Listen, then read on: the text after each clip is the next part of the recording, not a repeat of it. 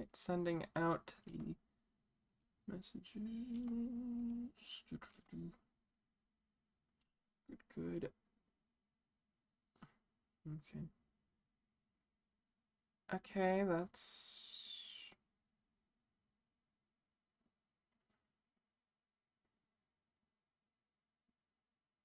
Okay, good. Testing. How's the audio sound? Do that.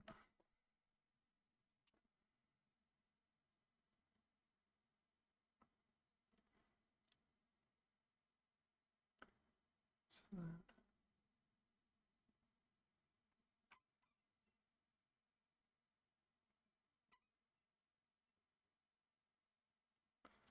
I think that's probably too loud. Let's adjust that a bit. Or go up. Okay. Forgive me, everybody, for taking the time on this here.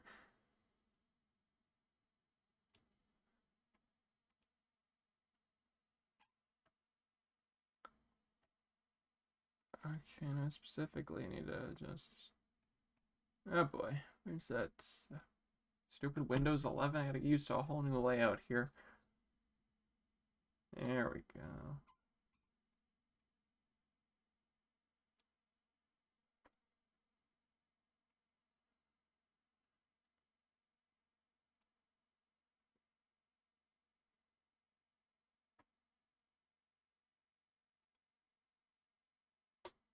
Is this better?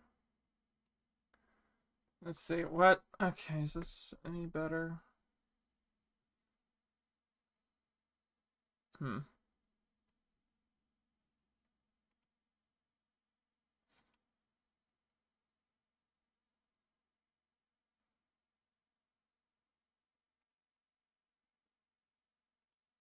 Let's just set. Okay, testing, blah, blah, blah, blah, blah, blah, blah.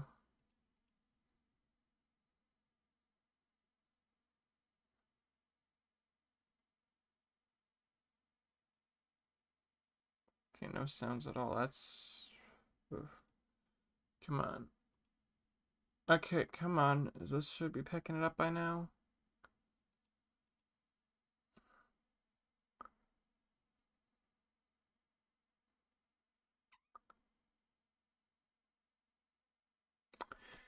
Nope, okay. Why? God dang it all. Okay. Great.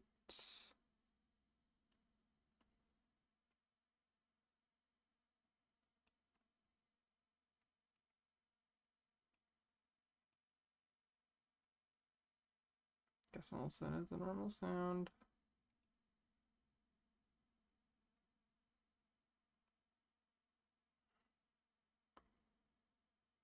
Oops.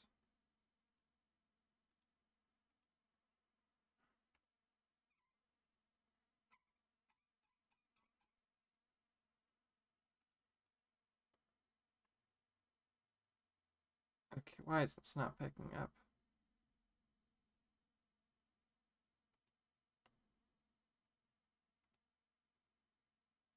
Capture audio. If I do that, if I adjust it, will it pick up now? And if so, will it be too loud or will it be normal?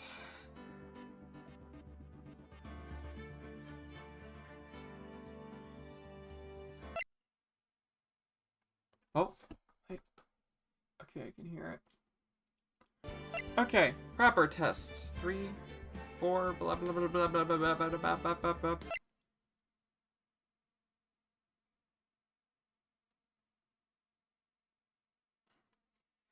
Good! Okay, we are finally good. We got a level that works. Good. Only took 4 minutes. Which, now I gotta figure out.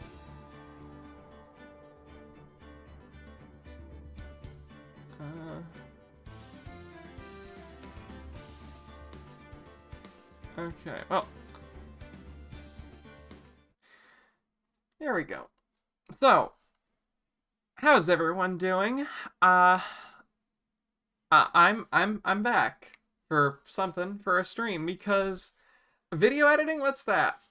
No, I do actually have a video that I'm editing. It's working its way through the pipeline, but, you know, I gotta, I guess, brute force teach myself how to edit stuff. So, it might be a bit, but I figured, hey, I want to do some Ace Attorney, because I'm in the mood for video games, just anything to get my mind off the world. So, voila, we're gonna be playing it.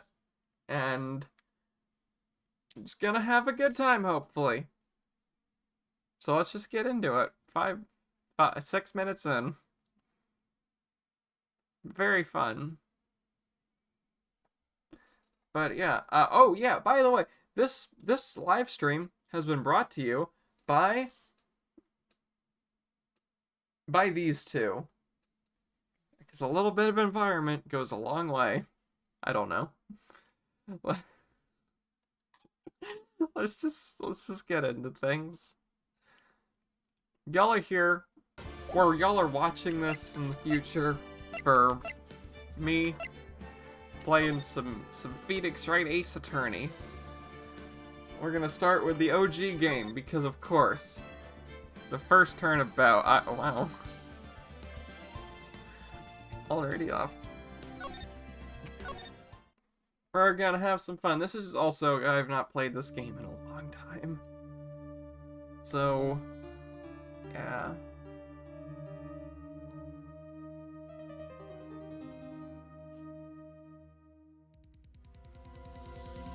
The blood. Damn it, why me? I can't get caught, not like this. I gotta find someone to pin this on. Someone like him. I'll make it look like he did it. Text should probably be going a bit faster. August 3, 9:47 a.m. District Court Defendant Lobby number 2.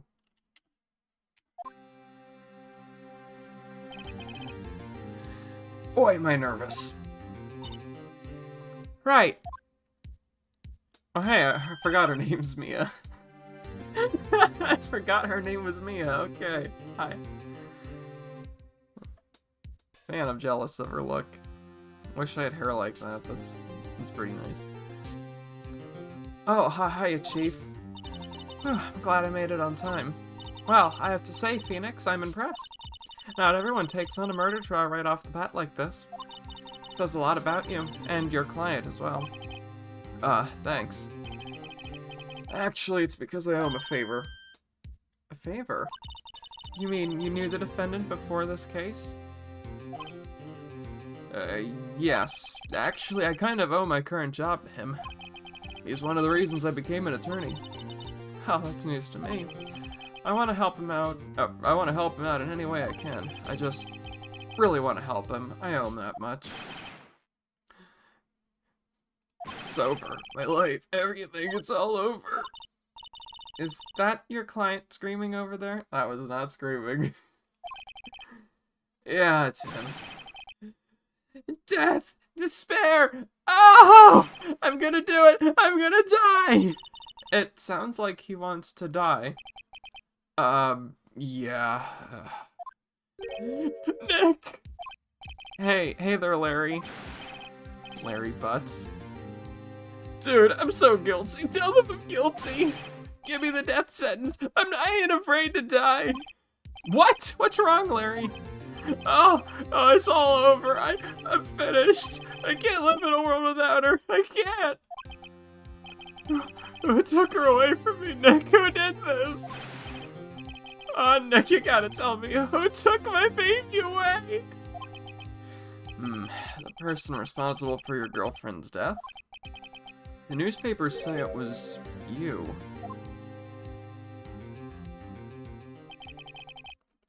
My name is Phoenix Wright. Here's the story. My first case is a fairly simple one. A young woman was killed in her apartment. The guy they arrested was the unlucky sap dating her. Larry Butts, my best friend since grade school. Our school had a saying, when something smells, it's usually the butts. In the 23 years I've known him, it's usually been true. Is a 20, oh, well, since grade school, I guess he's older than 23. I was like, 23? I'm 23. He has a knack for getting himself in trouble. One thing I can say, though, it's usually not his fault. He just has terrible luck.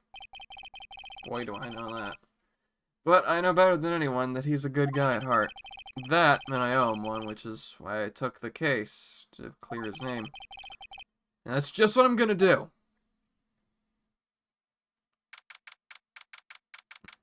August 3, 10 a.m., District Court, Courtroom number 2. Court is now in session for the trial of Mr. Larry Butts. The prosecution is ready, Your Honor. He knows it's sleazy feeling. The, defense is ready, Your Honor. Mr. Wright, this is your first trial, is it not? Yes, Your Honor. I am a little nervous. Your conduct during this trial will decide the fate of your client. Murder is a serious charge. For your client's sake, I hope you can control your nerves. Thank you, Your Honor. Mr. Wright, given the circumstances, I think we should have a test to ascertain your readiness. Yes, Your Honor. Ooh. Handshaking, eyesight fading. The test will consist of a few simple questions. Answer them clearly and concisely. Please state the name of the defendant in this case. Mia Fey. No, it's Larry Butts. The defendant? Well, that's Larry Butts, Your Honor. Correct. Just keep your wits about you and you'll do fine. Next question. This is a murder trial. Tell me, what's the victim's name? Whew, I know this one. Glad I read the case report cover to cover so many times. It's... Wait. Uh-oh.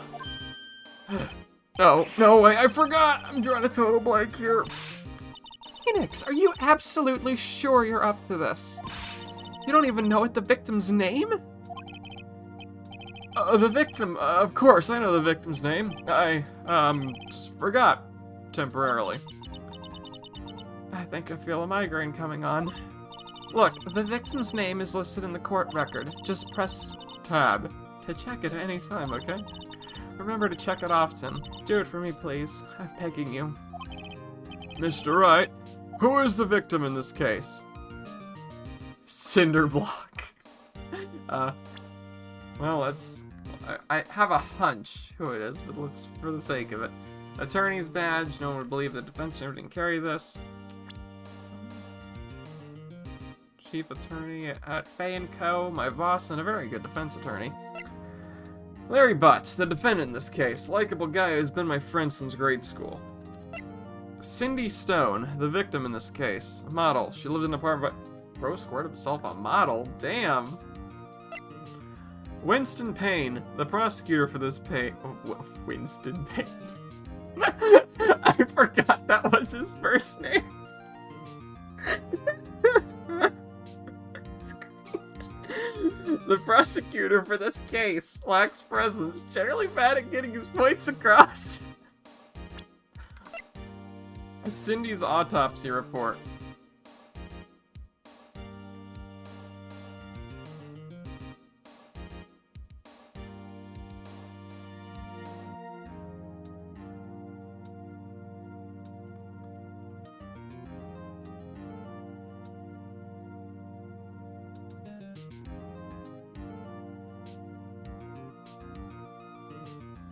Sorry guys, 1 second.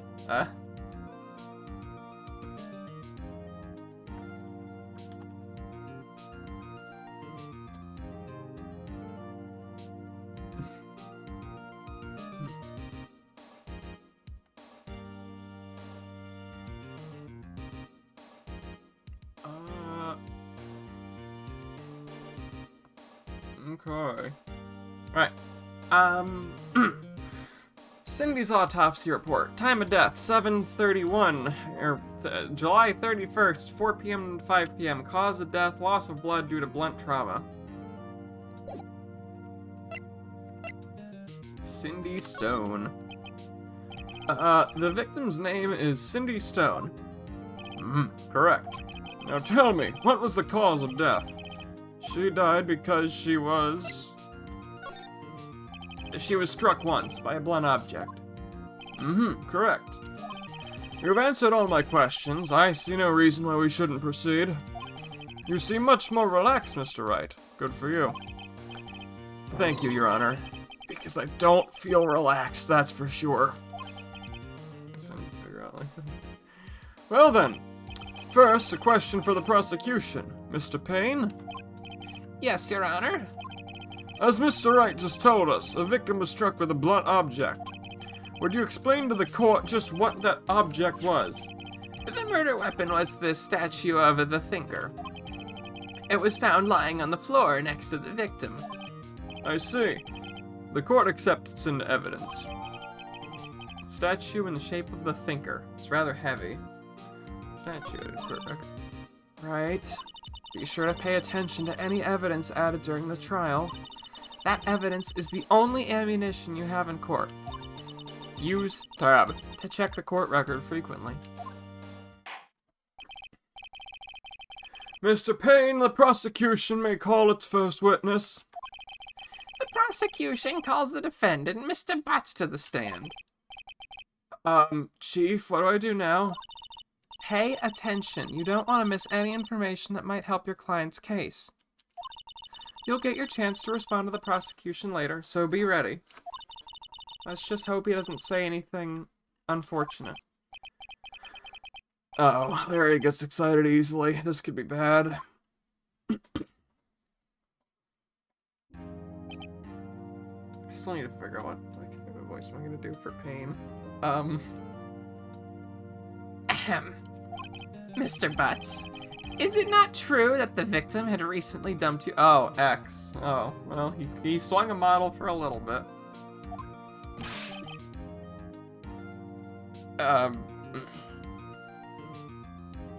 Hey, watch it, buddy. We were great together. We were Romeo and Juliet, Cleopatra and Mark Antony. Didn't they all die? I wasn't dumped. She just wasn't taking my phone calls or seeing me. Ever. What's it to you, anyway? I don't know, I guess it'll work. Mr. Butts, what you describe is generally what we mean by dumped. In fact, she had completely abandoned you and was seeing other men. She had just returned from overseas, one of them the day before the murder. What do you mean, one of them? Wow, I am way off. Wow, God, I'm not doing anything good for his voice. God damn.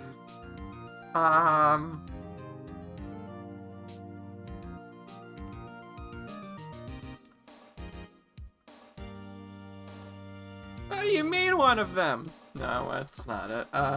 It's not, well, it's not it. It's not, you know, what do you mean? What do you mean, what do you mean, one of them? Lies! All of it! Lies! I don't believe a word of it! Your Honor, the victim's passport. According to this, she was in Paris until the day before she died.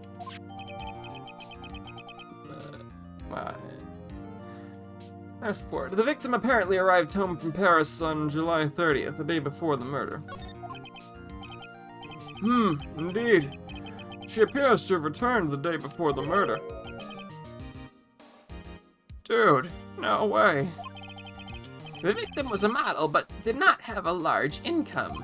It appears that she had several sugar daddies. God.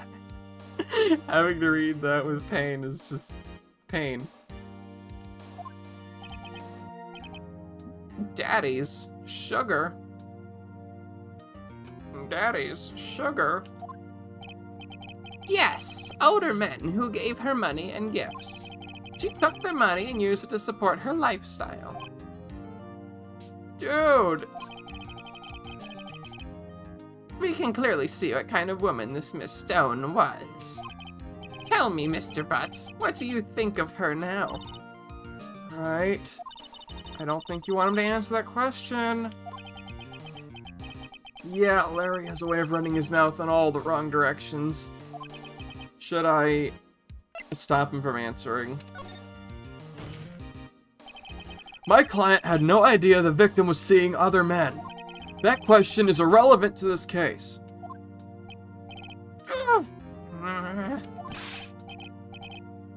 Dude, Nick, what do you mean irrelevant? That cheating she-dog, I'm gonna die. I'm just gonna drop dead. Yeah, when I meet her in the afterlife, I'm gonna get to the bottom of this. Let's continue with the trial, shall we? I believe the accused's motive was clear to everyone. Yes, quite. Oh boy, this is so not looking good. Next question. You went to the victim's apartment on the day of the murder, did you not? Well, did you or did you not?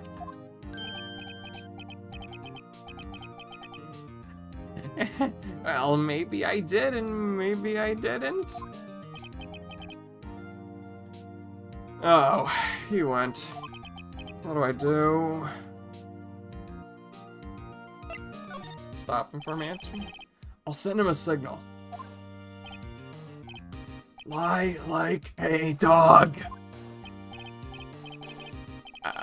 Well, see, it's like this. I don't remember. I don't remember. You don't remember? Well then, we'll just have to remind you. I got a bad feeling about this. We have a witness that can prove he did go to the victim's apartment that day.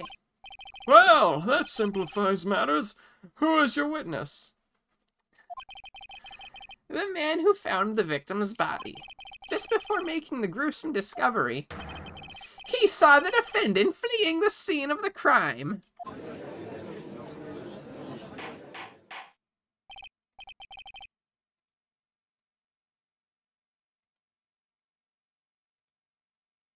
Order! Order in the court!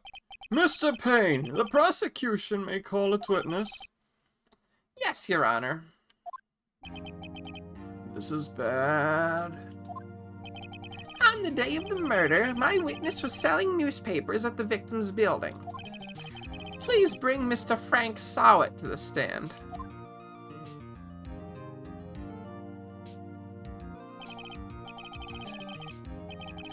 Mr. Sawit, you sell newspaper subscriptions, is this correct?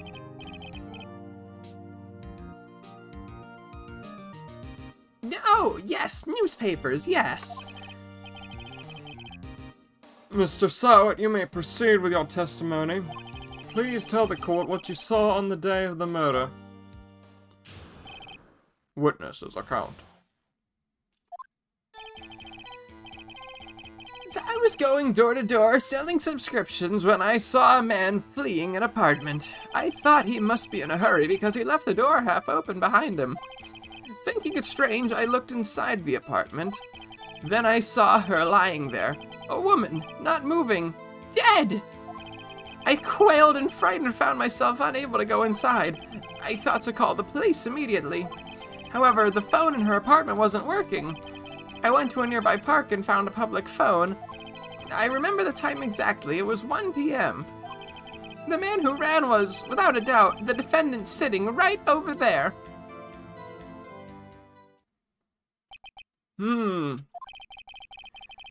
Larry, why didn't you tell the truth? I can't defend you against a testimony like that. Incidentally, why wasn't the phone in the victim's apartment working? Well, it's being British, it's not even... Incidentally, why wasn't the phone in the victim's apartment working? Your Honor, at the time of the murder, there was a blackout in the building. Aren't phones supposed to work during a blackout? Yes, Your Honor. However, some cordless phones do not function normally. The phone that Mr. Sawit used was one of those. Your Honor, I have a record of the blackout for your perusal. Blackout record. Electricity to Miss Stone's building was out from noon to 6 p.m. on the day of the crime. Now, Mr. Wright. Yes, yes, Your Honor. You may begin your cross-examination. Cross-examination, Your Honor. Alright, right. This is it. The real deal. What exactly am I supposed to do? Why, you exposed the lies in the testimony the witness just gave? Lies? What? He was lying?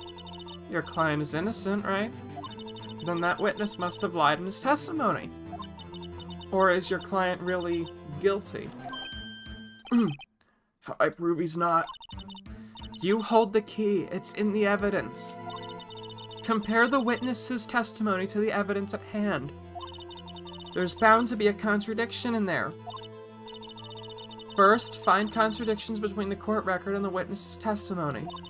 Then, once you've found the contradicting evidence, present it and rub it in the witness's face. Okay.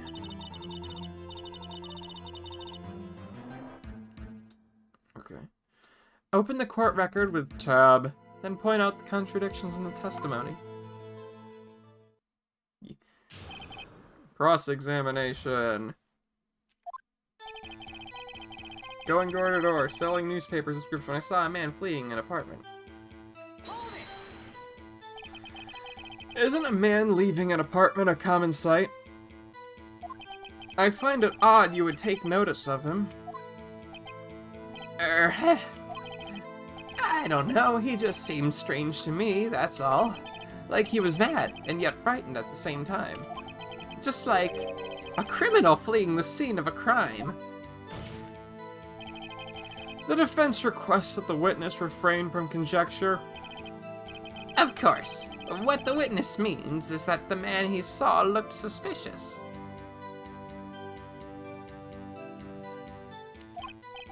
So, what happened next? I thought he must be in a hurry because he left the door half open behind him. Half open, you say? Yes, the door was half open halfway, yes. I watched for a moment, but no one came to close the door. That's odd in a big city like this, I thought. Yeah, I see, and what happened next? Thinking it strange, I looked inside the apartment. What gave you the idea to do that? What gave you the idea to do that? Well, the door was half open, you see. Isn't it only human to want to peek? We climb mountains because they're there, it's the same thing. Truer words have never been spoken. Anyone would look inside. Why did Payne cut him off so quickly? So you looked into the apartment. What happened then?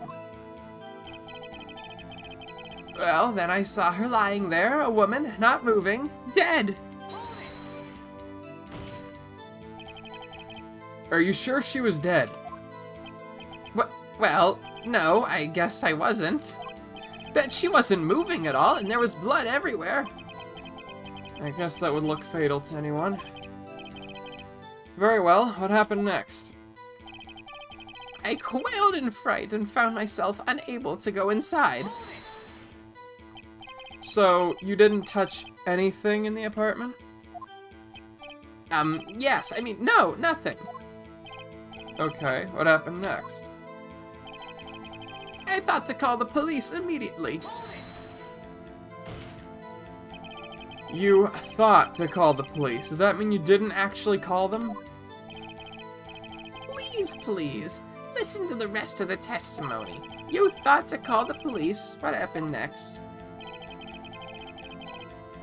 However, the phone in her apartment wasn't working. The phone in her apartment wasn't working. No. The phone in her apartment wasn't working? Yes, I mean, no, it wasn't, right. But you said you didn't go into the apartment. Or did you? Oh, that, I can explain that. There was a cordless phone on the shelf in the entranceway. I reached inside and tried using that to call. And that phone wasn't working, correct? Wow, I'm giving pain and Saw at the same place. No. What happened next? Well, I went to a nearby park and found a public phone. Why use a public phone? Well, you see, I don't have a cell phone. And being the middle of the afternoon, there was no answer at the nearby apartments. Back in the payphone era. Ah, right. Well, what time did you call again? I remember the time exactly. It was 1 p.m. 1 p.m. Are you certain? Yes, absolutely. Seems really confident. 1 p.m.? Right. Doesn't that seem strange to you? Present some evidence to contradict him. Yes. I remember the time exactly. It was 1 p.m. Really? Well, the autopsy report. You found the body at 1 p.m. You're sure? Yes, it was 1 p.m. for certain. Frankly, I find that hard to believe. Your statement directly contradicts the autopsy report. The autopsy notes the time of death sometime after 4 p.m. There was no body to find at 1 p.m. How do you explain this 3-hour gap?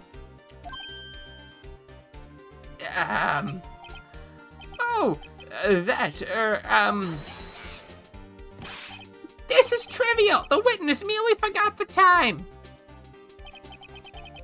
After his testimony, I find that hard to believe. Mr. Sowett, why were you so certain that you found the body at 1 p.m.?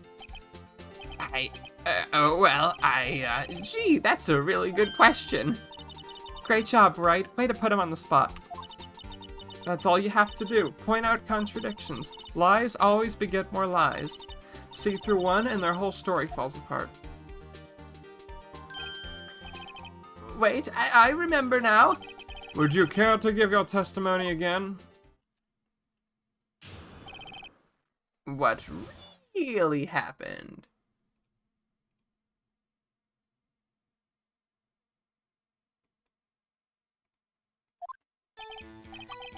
You see, when I found the body, I heard the time. There was a voice saying the time. It was probably coming from the television. Oh, but it was 3 hours off, wasn't it? I guess the victim must have been watching a videotaped program. That's why I thought it was 1 p.m. Terribly sorry about the misunderstanding.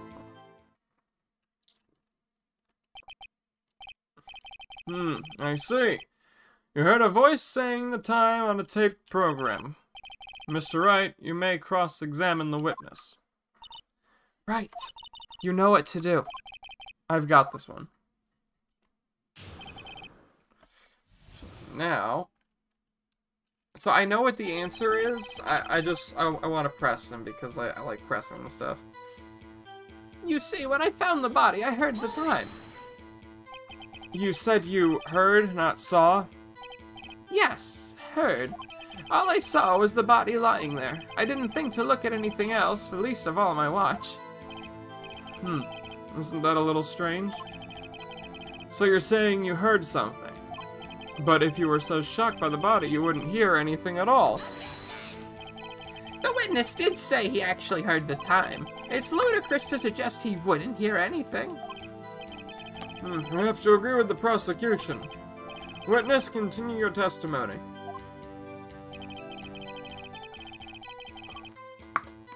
There was a voice saying the time. It was probably from the television. Are you sure it was a television and not a radio? Well, no, I guess it might have been a radio. Incidentally, there was no radio on the premises. There was only one large television. Right.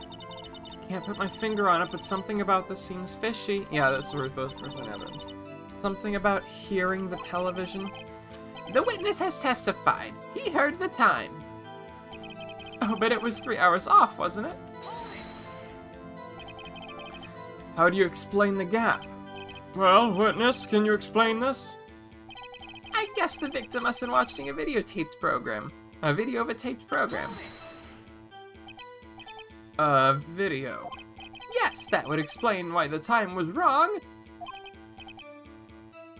True, true. Right. I think the problem lies someplace else. We're agreed that you heard the time at the scene, then. That's why I thought it was 1 p.m.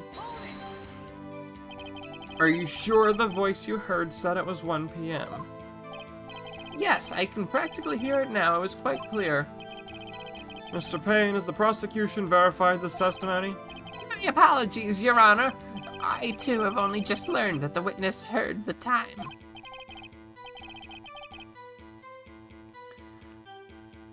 Oh, I'm really sorry. I only remembered it just now.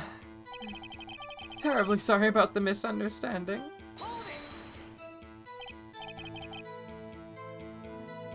Well, you just watch it. Okay, not much point pressing him on that one, was there? Nope.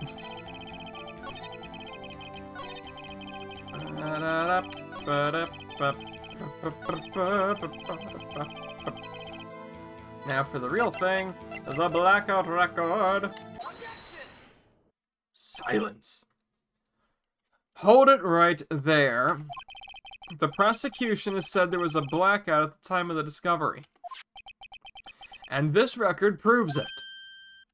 Yeah. You couldn't have heard a television or a video.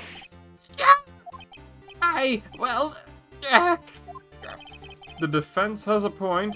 Do you have an explanation for this, Mr. Sowett? No, I find it quite puzzling myself. Quite.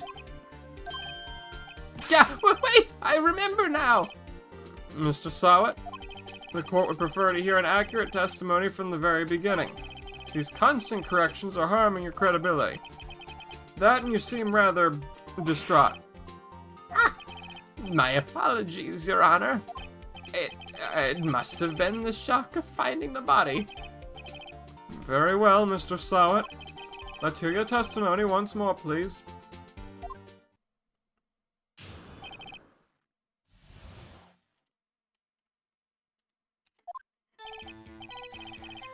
Actually, I didn't hear the time. I saw it. There was a table clock in the apartment, wasn't there? Yeah, the murder weapon. The killer used it to hit the victim. That must have been what I saw. You saw a clock. I guess that would explain it. The defense may cross-examine the witness.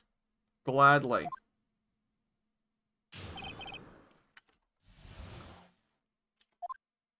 Actually, I didn't hear the time. I saw it. That strikes me as a very suspicious mistake. Yes, I can see how you'd be a little doubtful. I'm really sorry. I only just remembered that table clock. A table clock? There was a table clock in the apartment, wasn't there? Was there? A table clock? Was there a clock at the scene? Why, this was the first I've heard of it. Yeah, the murder weapon. The killer used it to hit the victim. The murder weapon. The murder weapon. Yes, the table clock that was used as a weapon. That's what I just said. Did you doze off in the middle of my testimony or something? Something's fishy here. That must have been what I saw. Now find the contradiction.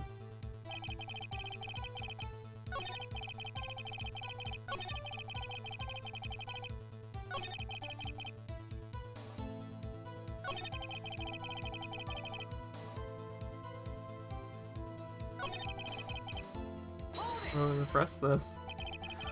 Why didn't you tell us that in the first place?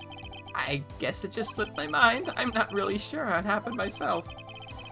You know, the witness says he saw a table clock. End of story. Find the contradiction. Blah, blah.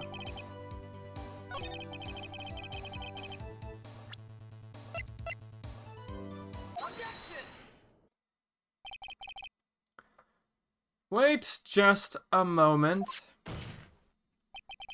The murder weapon wasn't a clock. It was this statue. Now, how is this supposed to be a clock?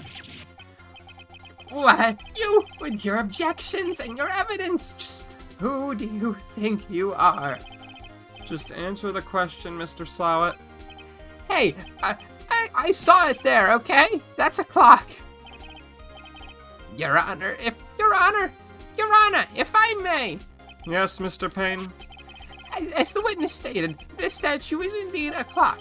The neck is a switch. You just tilt it and it says the time out loud.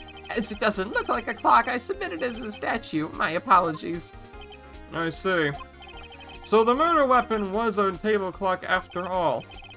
Well, Mr. Wright, it appears that the witness's testimony was correct. This is a clock. Do you have any problems with his testimony now?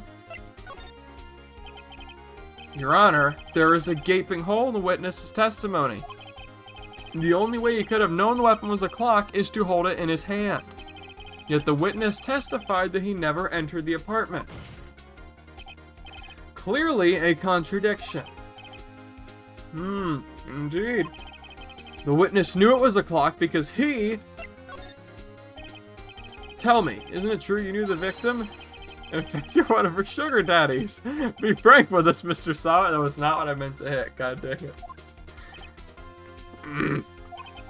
Frank? I'm always Frank.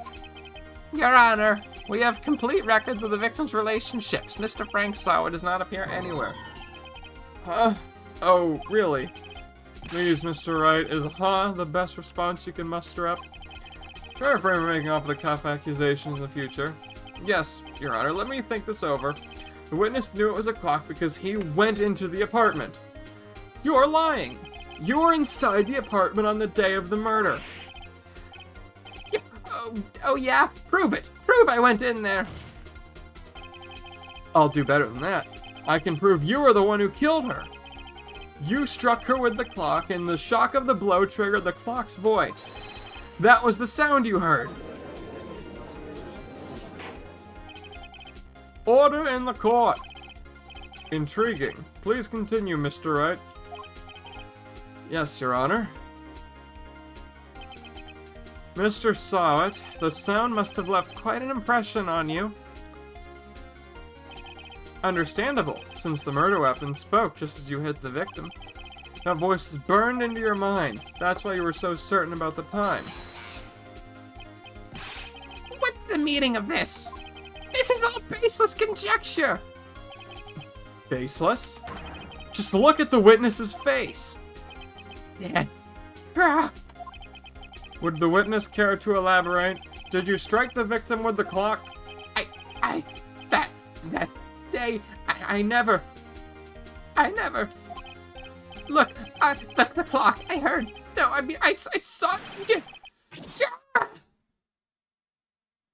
Oh, Phoenix is pissed. Shut up, I hate you. It was him, I tell you, I saw him. He killed her, and he should burn, give him death. God, I'm giving him Payne's voice, god damn it. Order in the court, I say. Your Honor, a moment, please. Your Honor, a moment, please. There isn't a shred of evidence supporting the defense's claims. Mr. Wright? Your Honor, you claim the sound the witness heard came from the clock? Do you have any evidence? The whole case is riding on this. I better think it through carefully. Your Honor, the sound Mr. Slowett heard was definitely this clock. A fact which is clear if you simply try sounding the clock. Let's sound the clock now, here, in this court. Your Honor, may I have the clock? I ask the court to listen very carefully. I think it's 8:25. Well, that certainly is a strange way to announce the time. Well, he is the thinker, after all. So, we've heard the clock. What are your conclusions, Mr. Wright? Mr. Payne, can you tell me what time it is now? It's 11:25. Yeah. As you can see, this clock is exactly 3 hours slow. Precisely the discrepancy between what Mr. Slowett heard and the actual time of death. So, Mr. Slowett, try to tuck your way out of this one. Ha ha ha! You forgot one thing. Oh, what's he talking about now? While it may seem like the clock is running 3 hours slow, it proves nothing. How do you know it was running 3 hours slow on the day of the murder? If you can't prove that, you don't have a case. He's right. How am I gonna prove that? Damn it, I was so close! Mr. Wright, it seems you lack the critical evidence to support your claim. Yes, Your Honor. This means I cannot let you indict the witness. Unfortunately, this ends the cross-examination of Mr. Frank Sawat. I come all the way down here to testify, and look what happens. You treat me like a criminal! A criminal! You lawyers are all slime! Yeah, I almost had him. I'm sorry, Larry. I failed you. There's nothing I can do about it now. Not so fast, Mr. Sawat. No. Yeah, I mean, Chief? Listen up, Wright. Don't throw this one away. Not like this. Think! But, Chief, it's over. I can't prove the clock was slow the day of the murder. Nobody can prove that. Well, yes. But that doesn't mean you can't still win. Try thinking out of the box. Don't waste time doubting the facts. Assume the clock was 3 hours slow and think through it. Ask yourself, why was the clock 3 hours slow? Figure out the reason and you'll have your proof. Right? Can you think of a reason as to why the clock would be 3 hours slow? Yes? Well, not necessarily slow, but it could be 9 hours fast. Wait! Maybe I can prove it. You must have evidence somewhere that can prove it, right? Find it and let them have it. Well, Mr. Wright?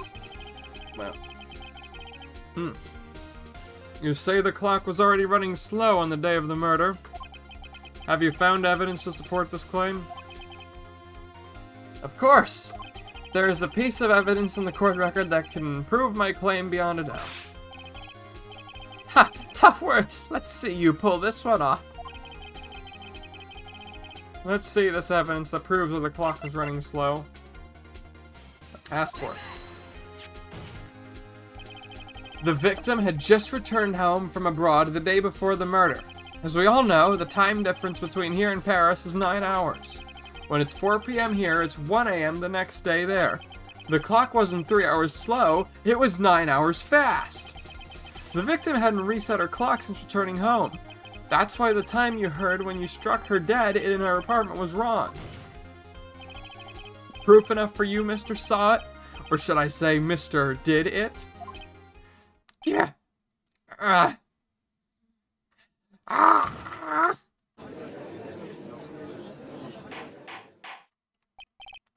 Order! Order, I say!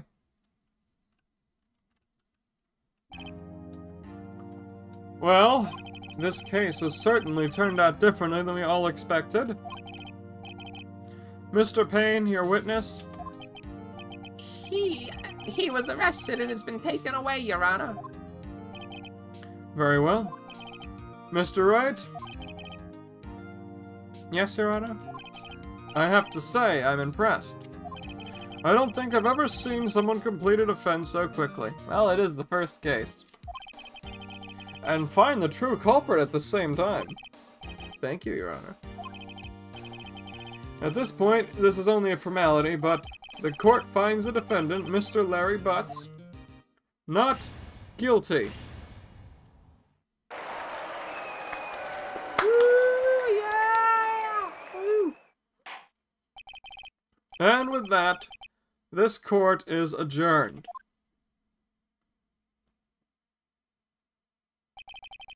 So vicious, ain't it?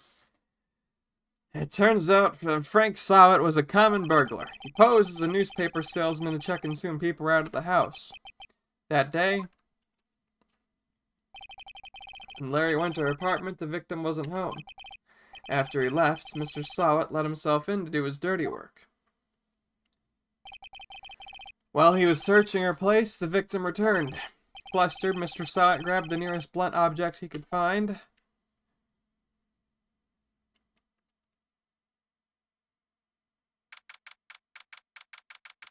Find the nearest blunt object he could find.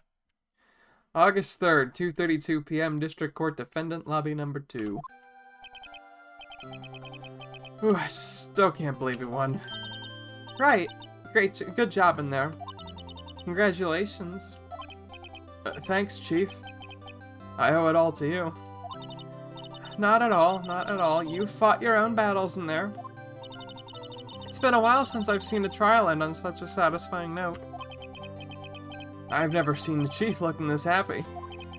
If she's this glad, imagine how Larry must feel. My life is over! Larry, you're supposed to be happy. What's wrong now? Nick, don't worry about me. I'll be dead and gone soon. Good. Wait, no, I mean bad. Bad, bad, bad. Larry, you're innocent. The case is closed. But my Cindy Wendy's gone, man. Gone forever. Larry, she was... never mind. Congratulations, Harry. Harry. Harry. Yes, you. I can practically see the headlines now. Harry Butts, innocent. Thanks. I really owe you one. I won't forget this, ever. Let's celebrate. Dinner, movie, my treat. Oh, no, I couldn't. Hey, I was the one who got you off the hook. Oh, hey. Here, take this. It's a present. A present? For me? Wait, wasn't this the evidence that... Actually, I made this clock for her. I made one for her and one for me. Really? You made this? Well, thank you. I'll keep it as a memento. Yo, Nick. Can you believe it? I was so into that chick. And she was just playing me for a fool. Don't that make you want to just cry? Larry. Are you so sure?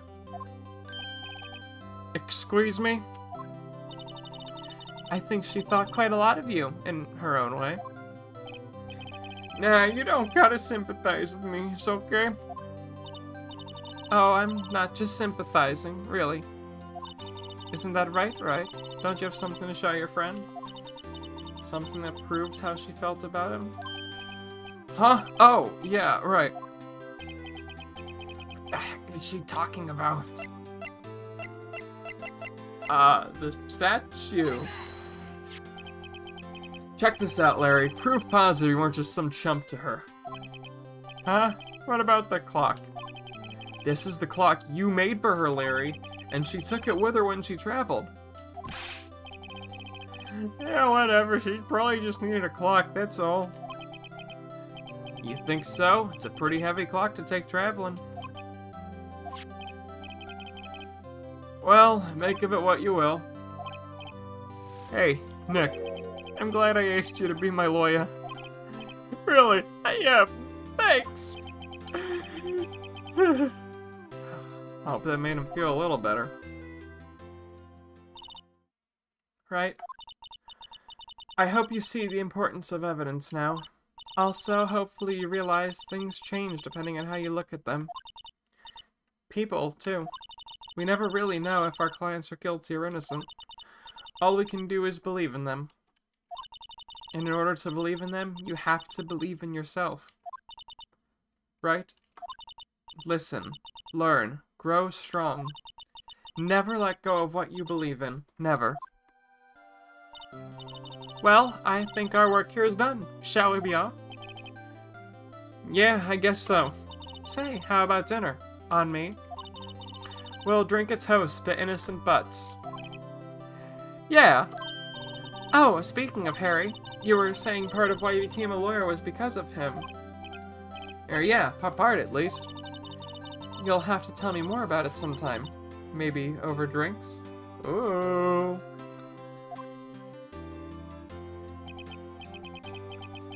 And so my first trial came to a close. Larry slapped me on the back and said, "Gee, Nick, it's good to have friends." But I'm pretty sure he's not gonna pass, unless you count the clock he gave Mia.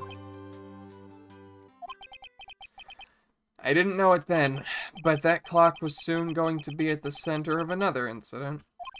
And my promise to tell the chief about me and Larry would be one promise that I wouldn't be able to keep. Oh god. The end! Or is it? No, I think it is. Let's save. Wow. The last time I played this...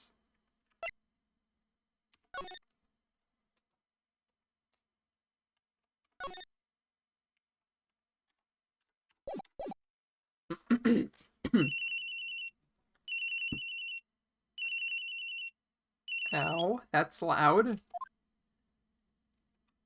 Hello? This is Maya.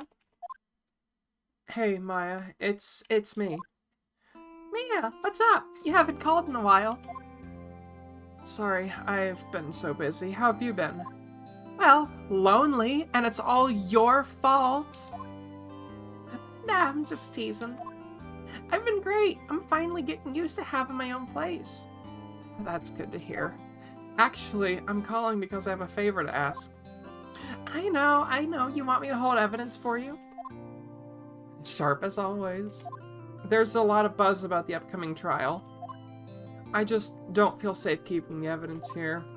I gotcha. So, what is it this time? It's a clock. A clock? Yeah, it's made to look like that statue, the Thinker, and it tells you the time.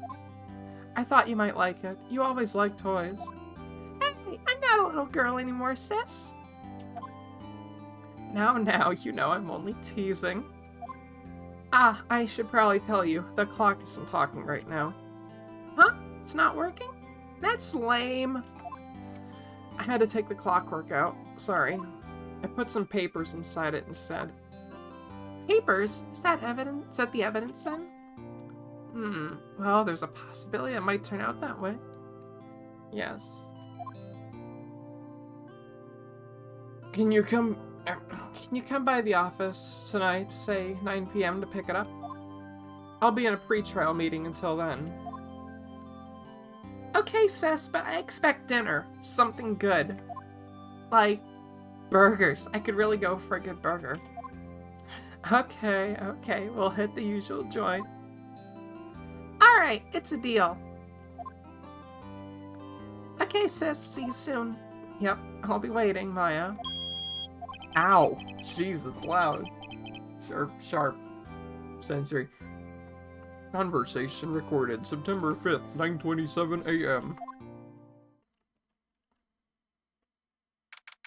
September 5th, 8:57 p.m. Bay & Co. Law Offices. Attorneys at Law. Now, Miss Fay, I'll take what's mine, the papers. I'm sorry, but I can't give you what I don't have. Miss Fay, you're a poor liar. Why, I see it right over there. It must be the Thinker that swallowed those papers. How could you know? You're not cogniferous of my background. Gathered information is my business, you see. I should have been more careful.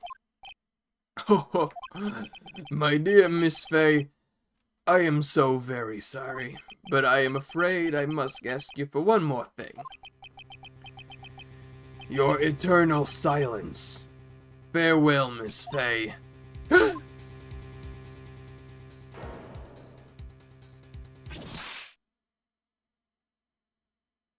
Jesus. The fuck is that hair color? Red, white, blue.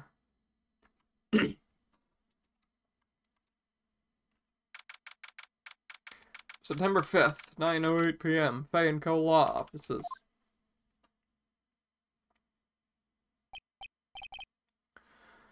Uh-oh, I'm late.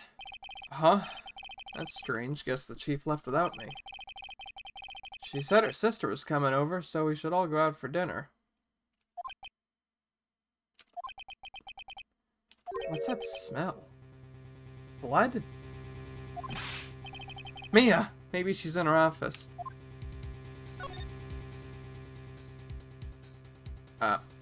Oh. Office. Oh, wow. Oh, that smell. Blood.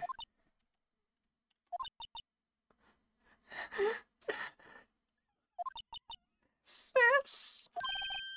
Someone's there. Chief? Chief? Chief!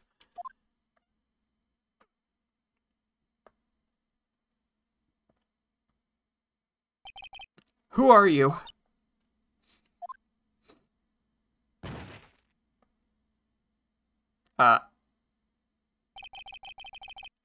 Strange girl dropped out cold. I left her lying on the office sofa. I went back to the chief where she lay under the window.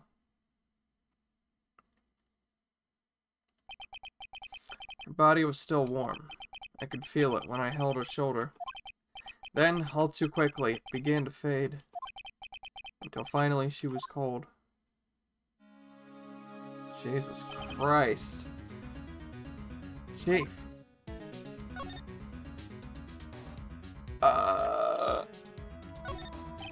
It's a large building right across from the office. The Gatewater Hotel, a nice luxurious place.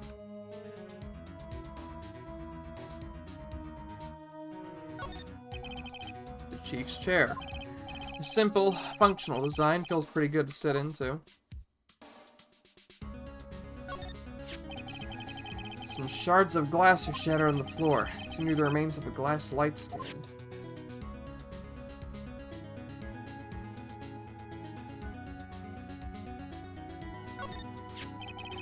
Encrusted with dried blood.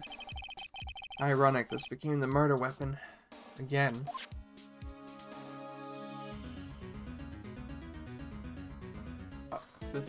Oh, hello, Razor Crossing, your Animal Crossing pal. I saw the game theory video. I hate how MatPat implies Phoenix groped me. Yeah, I don't really see how that was. I mean, I swear it said that he grabbed her shoulder, aka here.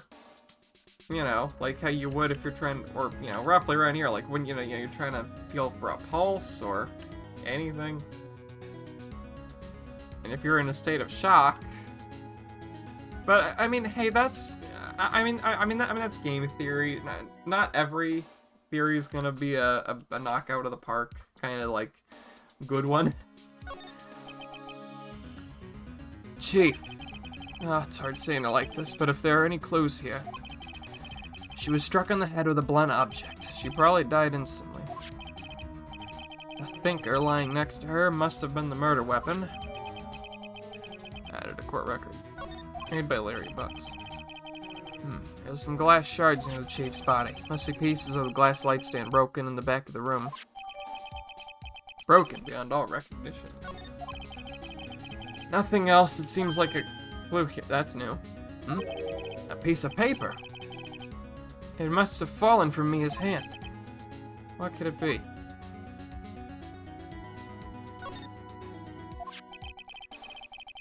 A word is written in blood on this scrap of paper. Maya. Did Mia write this? This piece of paper is a receipt from a department store, dated yesterday.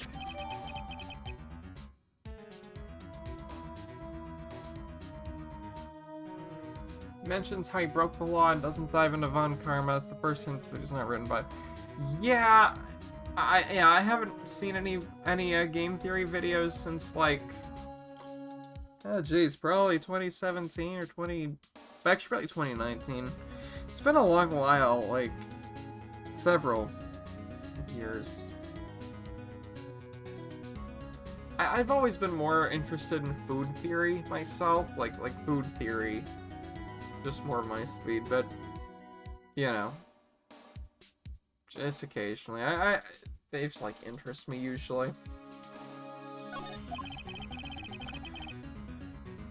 I think that's enough snooping around for now. I better call the police and find out what that girl is doing here.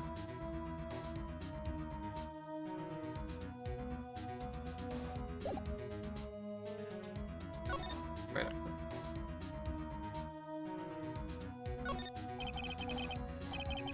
It's painful to look, but I have to, for Mia's sake. Hitting it with a blunt object, probably died instantly. Okay, so we... Interesting.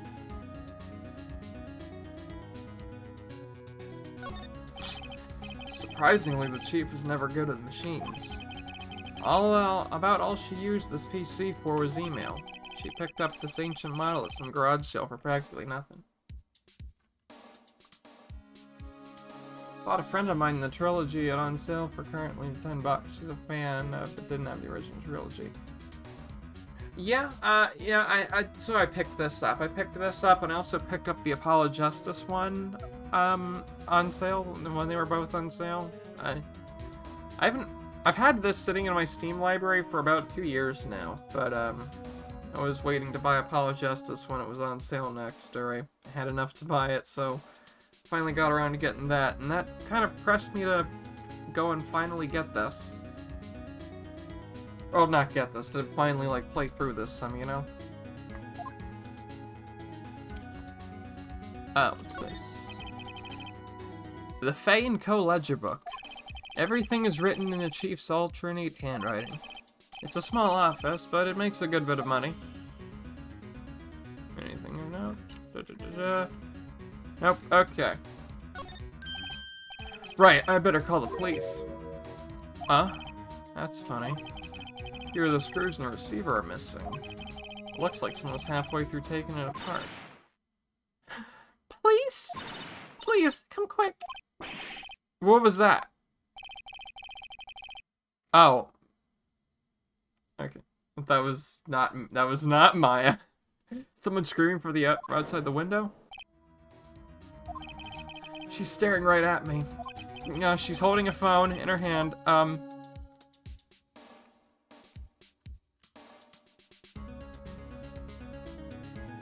What if I do this? Phone receiver's missing a few screws. I better not use it.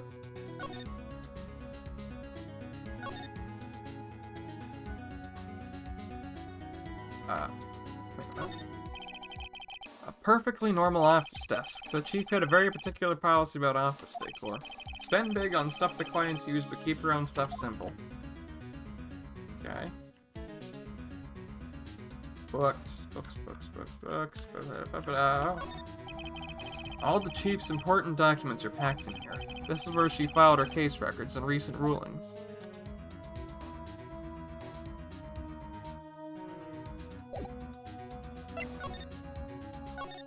Moved to the lofts. That girl just now, where'd she go? I put her right there on that sofa. Oh, I hope she didn't run on me. Yeah! Don't scare me like that! Excuse me, but who are you? It's okay, I work here. Oh, God. Stutter. Maya Faye. Maya Faye? Maya? So Mia was writing this girl's name. Maybe I should show her the receipt? Never thought there'd be use for evidence like this outside the courtroom. Now let's show her the defense attorney's badge. I'm sorry, I've never seen that before. Before Mia died, she wrote a message with her own blood. She wrote it on the back of this receipt. That's my name! Why? Why would she write my name? Please, just calm down. Why would sis write my name? Oh, now I've done it.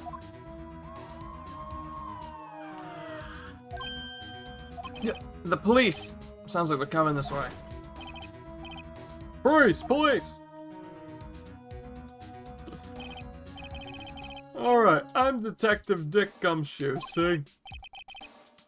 Gumshoe, what an odd name. We received a report from the building across the way, so got a person saying they saw a murder. Must have been that woman I saw. Anyway, I don't want either of you moving 1 inch, okay? Great. Just great. Wait, she wouldn't have... No. Whoa! Excuse me!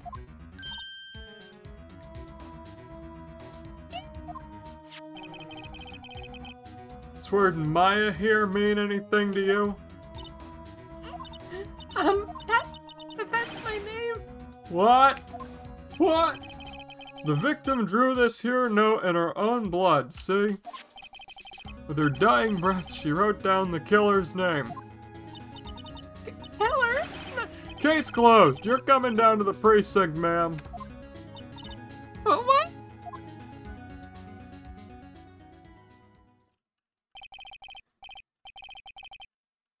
Mia's younger sister, Maya, was arrested on the spot. I was taken in for questioning and didn't get out until the next morning. My eyes were heavy, but I couldn't sleep. I sat around, waiting for visiting hours to begin at the detention center. I had to talk to Maya as soon as possible. September 6th, 7 a.m. detention center. Visitor's room. Wow, they have poor Maya locked up like a criminal. Oh, it's you, the lawyer. Good morning. Good morning. You look so tired. Are you going to be my attorney? Well, that's what I wanted to talk to you about. Of course I will. First things first, I better get her cheered up. Yeah, of course I will. Cheer up. Really? Whoa, did I just say the wrong thing? She looks sadder now. What's wrong? You don't think I can do it? No, no one could. Who would believe me? Even you, when you found me in the office, you looked at me like I had done it. Did I look at her like that? No, I never thought. It's okay, I understand. And I've also heard about you. Heard what about me? I was talking to my sister on the phone the other day.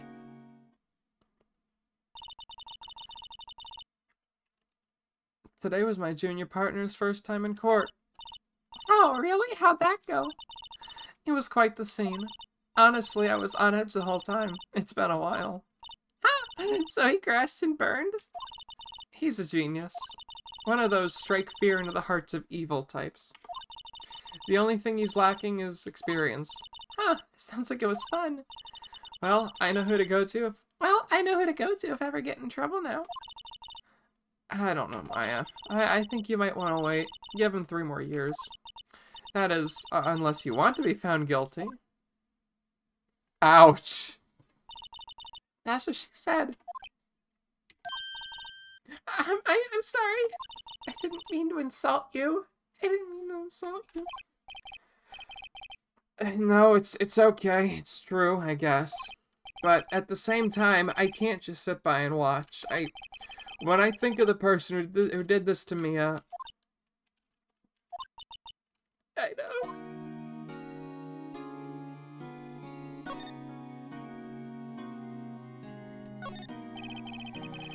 This guard monitors the visitor's room. He hasn't moved an inch. A real pro, this guy.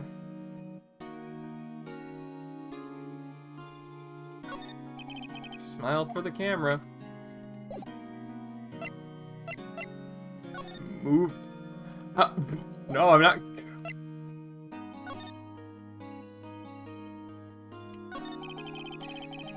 There's something I've been wanting to ask you. Yes? What's with that outfit? Oh, this is what all acolytes wear. It's my uniform, you could say. Acolytes? Like people in religious training? What is it you do?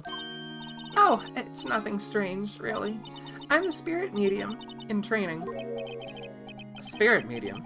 I'm pretty sure that qualifies as strange. Could you tell me about the day of the murder? Yes. Let's see. That morning, I got a call from my sister. She wanted me to hold on to a piece of evidence for an upcoming trial. Evidence? Yes, that clock shaped like the thinker. The one Larry made. How could that have been evidence on a case? Right, she said something about that. Oh, I remember. Do you want to hear it in her own voice? Her own voice? Yeah, I'm pretty sure our conversation is on my cell phone. You recorded it? Yeah, I forgot how to delete those things. So you say you have a conversation with your sister on cell phone. Let's hear it. Right. Oh, I just remembered that detective took my cell phone. Sorry. Oh, right. Of course. Next time I see Detective Gumshoe, I'll ask him for it. I'll write you a note so you don't forget, okay? Sure, thanks. Wait, what? There's more. Could you tell me about the day of the murder? Sorry, I know it must be hard. No, it's okay. All I've been doing the last few hours is talking about it. I've kind of gotten used to it. Let's see, that morning I got a call from my sister. She wanted me to hold on to a piece of evidence for an upcoming trial. That's the thinker clock that Larry made. It actually qualifies as serial murder by now. So then when did you arrive at the office? It was right around 9. The lights were off and I could smell blood. Then I found her. My sister. Thanks, Maya. That's all I need to hear for now. So, you're an acolyte. Or a medium in training. That's right. The Faith family, especially the women, have always been very sensitive to the spirit world.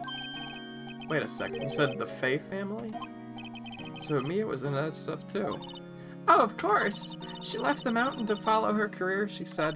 Her powers are first class, too. I had no idea. Wait. What?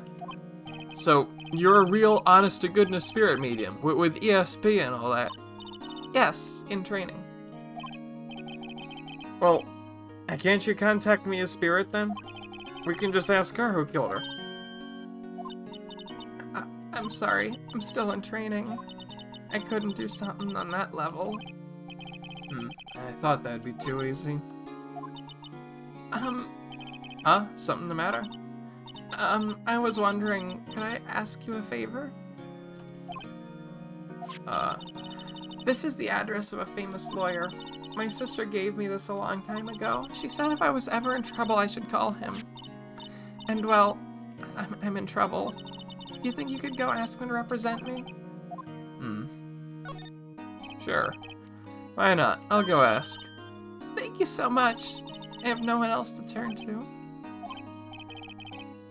Say, what about your parents? Oh, jeez. I see. Don't worry. Leave it to me. Thank you. The trial's tomorrow at 10. Well, what? Tomorrow?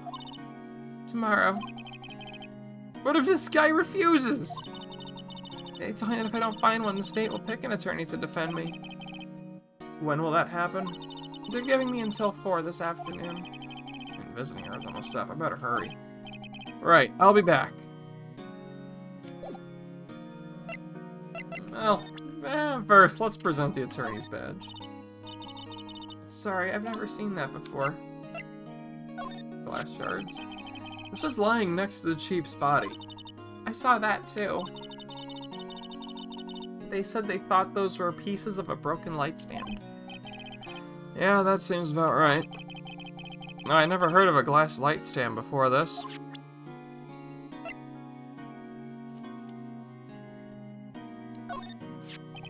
I wanted to ask you about the murder weapon. Poor sis. Better not ask her about this now. Remember that receipt? You mean the one with my name on it? Any idea why she... Absolutely none! Do you trust me? Of course I trust you. Why? Don't you think I did it too? No, I don't. It's just a hunch, but that detective thinks I did it. I wanted to ask you about your cell phone. That detective took it when they brought me in. So, Gumshoe took it. I'll have to try to get it back next time I see him.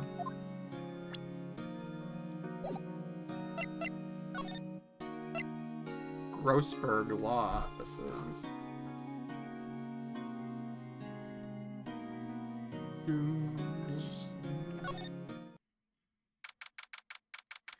September 6th, Grossberg Law Offices.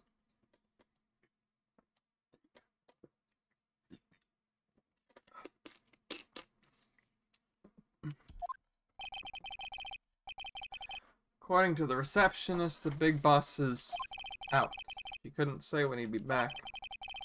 Must be hard to keep track of everything when you're a famous lawyer, not to mention run an office like this. Guess we'll have to come back later. That painting has been bugging me ever since I stepped in here. That oil paint is so thick it's practically giving me a stuffed nose. I'm sure the price is nothing to sneeze at either, for that matter. An expensive potted plant. No idea what kind of plant it is, but it's probably the most expensive one available. Table for clients. An elegant ebony case, and if I'm not mistaken, that lighter is made of solid gold. Even I can tell souvenirs got made to burn. A solid mahogany desk. The wood's been polished to a deep luster.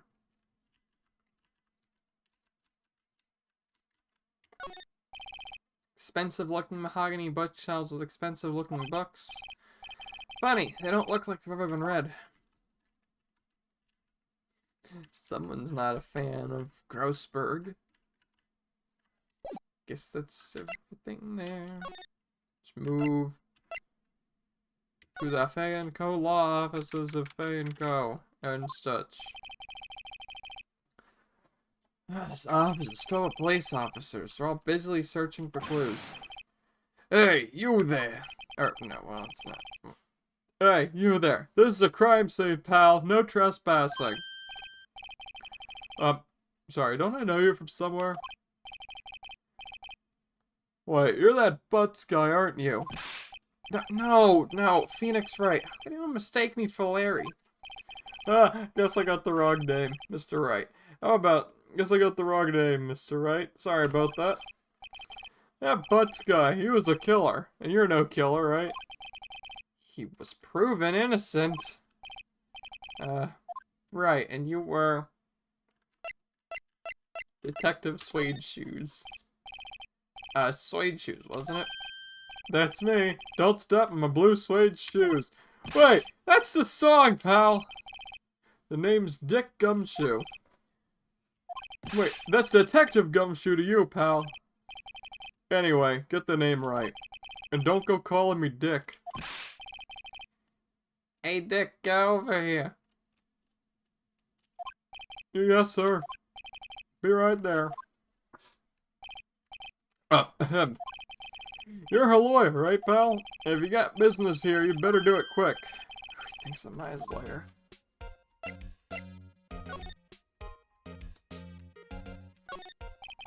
Mia's desk. Perfectly clean, as always. The only thing it's missing is Mia. There's a horrendous amount of legal books here. Scarier still is that Mia probably read all these. An old movie poster. Apparently this was the first movie that made Mia cry when she saw it. I'll have to check it out one of these days. Mia's favorite potted plant. I remember it had this bizarre name no one could ever remember. Cordylan striatica, pal. What's that?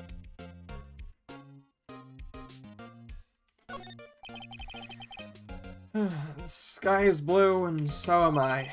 There's that hotel right across the way.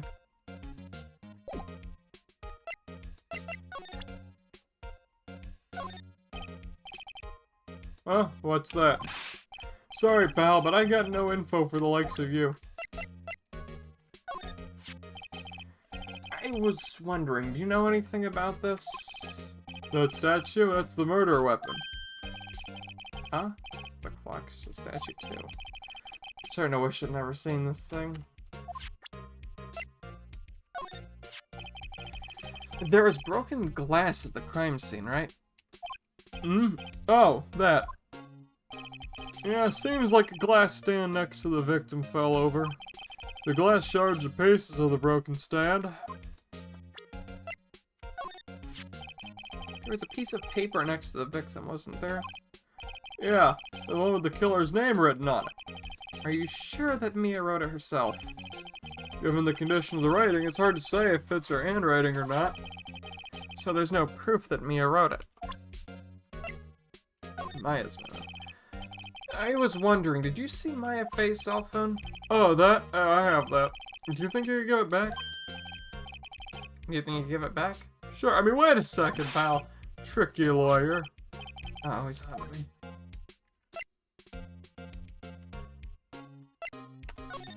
I tell him why I want it, there's no way he'll give it to me. Something the matter? Oh, no, it's just, yeah, you know, detective. Nope, I know nothing, pal. That cell phone has a lot of numbers on it, like her boyfriend's. Cell phone holds all the little girl's sweetest and spiciest secrets. You're trying to confuse me. Sorry, pal, I already checked all the numbers in memory. Impressive. You're quite the detective. Uh-huh. Oh, here, you can have the phone back. There weren't any suspicious call records in there after all. She didn't notice a recorded conversation. Check the court record of the recorded conversation.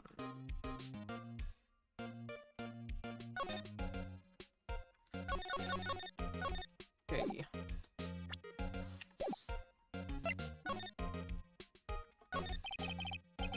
About Miss Faye, did you do an autopsy? You want to know the results, eh? Now don't you look at me like that, pal. It's no use. She might have been your boss, but that doesn't mean you get any special treatment. Alright, you can see the report, but that's all. Death was instantaneous.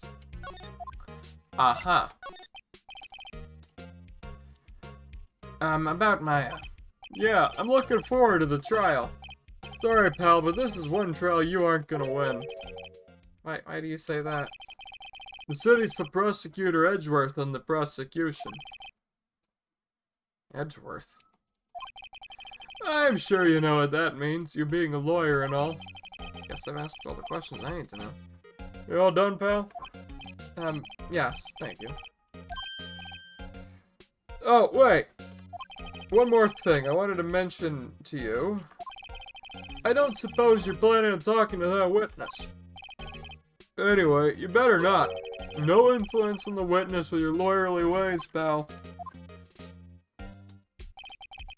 I think, but I've completely forgotten about her. The Witness? Yeah, Miss April May. Yeah, Miss April May. I'm sorry about this, but I can't tell you anything about her. Well, you just told me her name. Miss May, huh? So, you've sent her home already, then? Ah, you're trying your lawyerly tricks on me now. She's not to go outside her room until the trial. So, she's still in the hotel across the way. Guess I should know better than trying to get a detective to leak information. You got that right, pal. I'm to pay a visit to Miss May. Prosecutor Edgeworth. That's right, pal. Mr. Miles Edgeworth himself. Wait, you know him? You do know him, don't you? Seems like it. Oh, I know him. He's a feared prosecutor. He doesn't feel pain, doesn't feel remorse. He won't stop until he gets his guilty verdict. Oh, don't talk about him that way. You make him barely sound human. Still, I'm afraid this pretty much decides the case. So Edgeworth is on this one. He hasn't lost a case since he became prosecutor at the incredible young age of 20. I'm out here being 23 and still not having anything to say about my life except graduating with a college certificate. All I know for sure is that Edgeworth hates crime with an almost abnormal passion. I never imagined I'd be facing him so soon.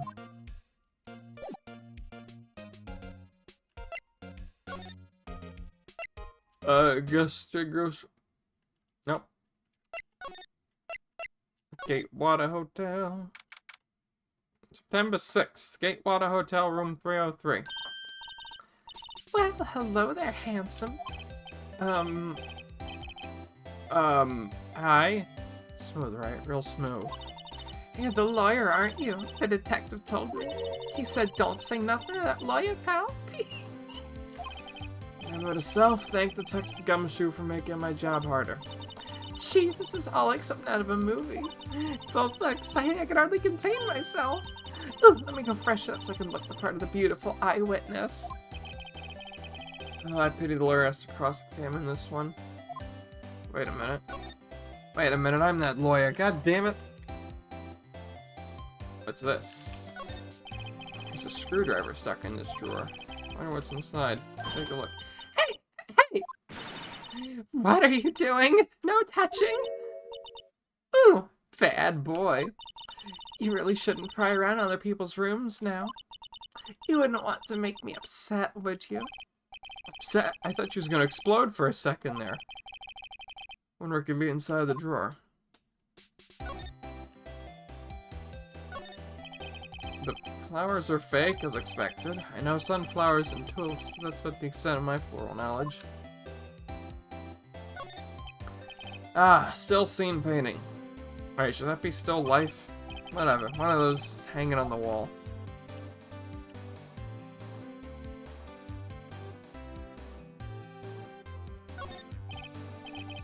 What's inside, I wonder? Maybe later? The late summer sunlight streams through the window. There's the Fainco Offices building, of course. You can see the inside of the room pretty clearly from here. I think it would be a little difficult to recognize a face from this distance, though. A bottle and 2 glasses are on the table. Somebody must be staying with her. A simple bed. It's been recently made. Nothing eye-catching here. No stains implying any company.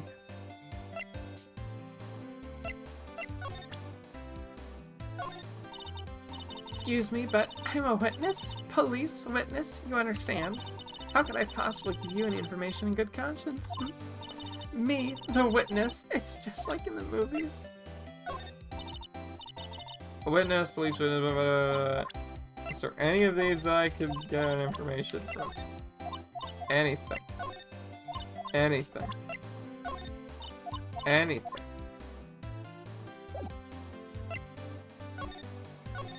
Who are you? Do you think you could tell me something? I need you to describe with what you observed at the time of the incident. Observe incident? You sound just like a lawyer in the movies. I like a man with a big vocabulary. Okay, better not encourage her. You know the thing that occurred, happened the other day, the bad thing? What did you see when it happened? I don't suppose you could tell me about it. Pretty please? Let me see, well, dream on if you want to know. You'll just have to come to court tomorrow, Mr. Lawyer. Oh boy. Could you, exactly who are you? Oh, Mr. Lawyer, are you hitting on me? No, I'm just doing my job here. You know, you're cute, you blush. Believe me, it's the first time in my life I've blushed this much.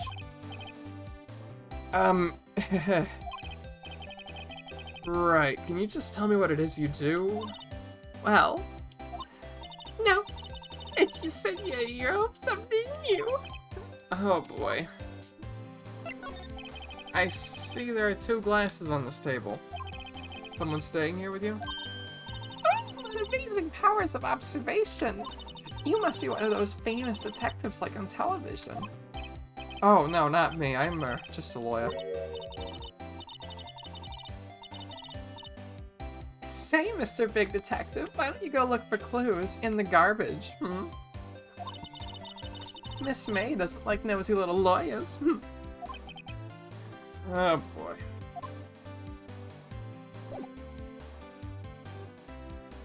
Well, not gonna get any information out of hay.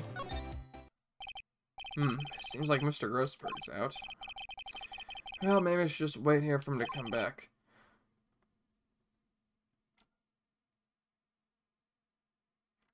What should I do for Grossberg's voice? Him. If that wasn't the most over... There we go. If that wasn't the most over-the-top clearing of the throat I've ever heard. Aha! So you're the one they say has been looking for me. Yes, that's me. Looks even grander than I imagined. That badge on your collar. Ah, so you're a lawyer, are you now? Yes, well, yes. And what do you want? I'm not particularly busy these days. Please, proceed. Not busy? How come no one could get in touch with you? Something the matter? You came to see the one and only Marvin Grossberg, did you not? Well, here I am, boy. What do you want? Out with it. Well, sir, actually, it's about Maya. Maya Fey? Yes, Maya Fey. Go on. Why the strange reaction? I'm really quite busy here, son. I can't go taking cases on a day's notice. No, it's quite impossible. Wait a second. How did you know the trial was tomorrow? Anyway, I'm afraid it's entirely impossible for me to represent her. Sorry, end of discussion. What's going on? He refused before we even got a chance to ask him. What do I tell Maya?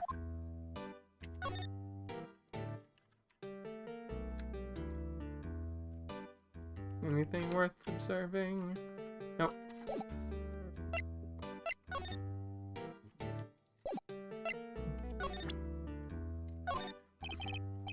I'm very sorry, but I've got nothing to say regarding this matter. Very sorry, but I've got nothing to say regarding this matter.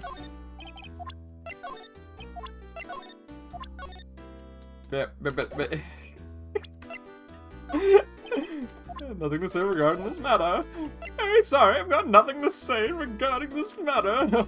I can keep saying that all day. You'll never get me to change my answer. How can you just refuse like that? Please, tell me why you won't take the case. Phoenix's voice is just changing throughout the entire live stream, I swear to God. I'm gonna juggle every voice here. This is killing me. Tell me why you won't take the case. Well, you see, it's just I'm busy, you see. But the client is Mia Fey's sister.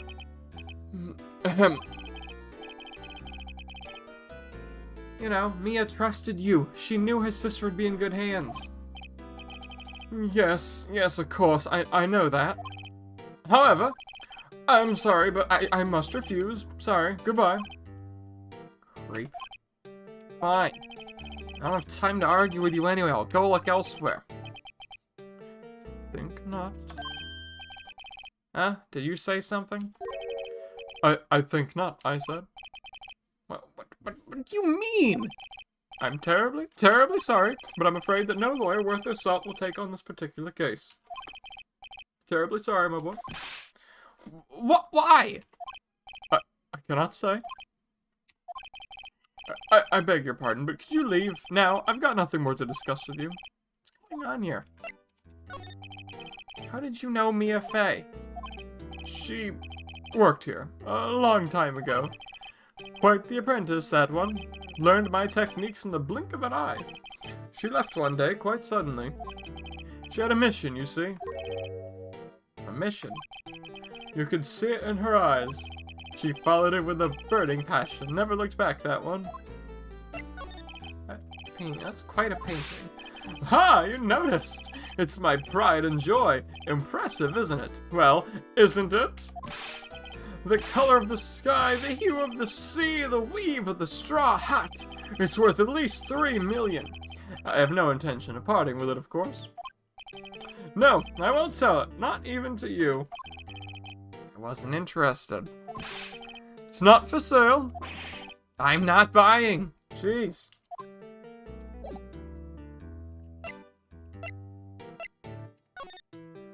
Well,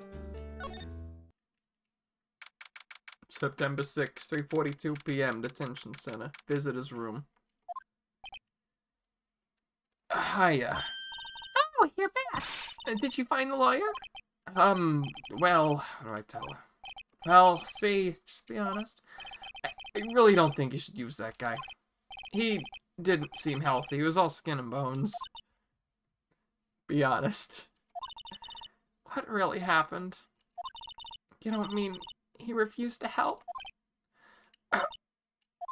I see. I've been abandoned then.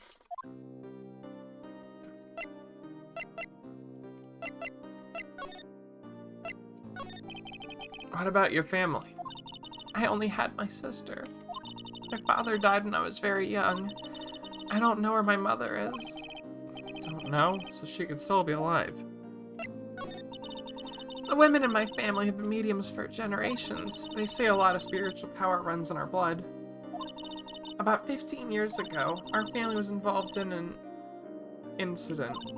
There was a man and he ruined our mother's life. Ruined? After that, she disappeared. Several years after that, my sister announced she would become a lawyer and she left the mountain.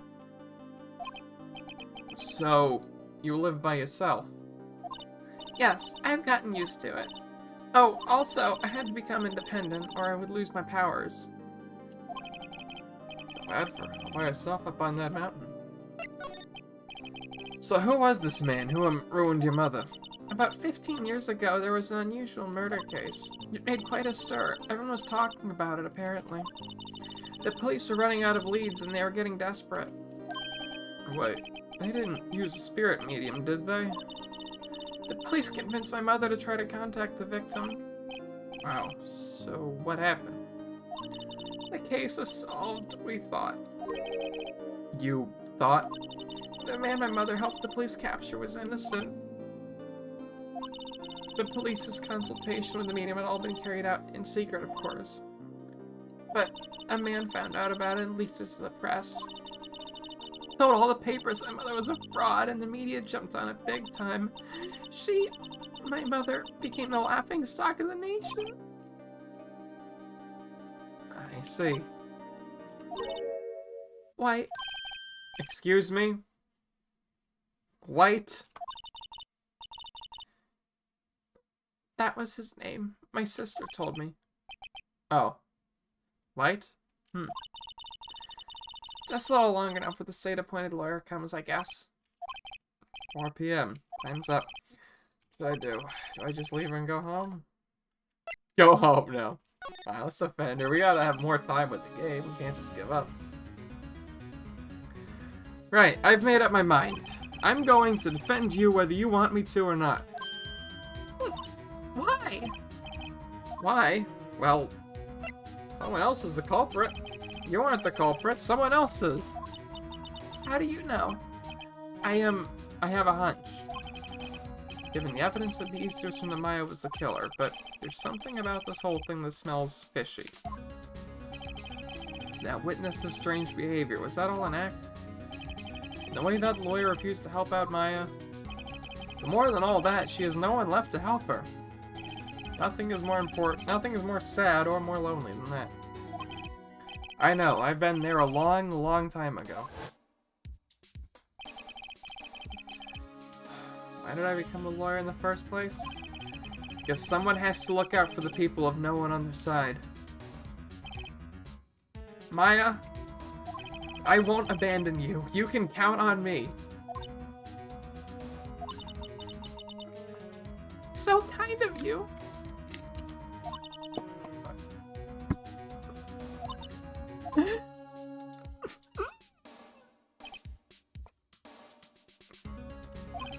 let's fight this one and get you out of here. Thank you.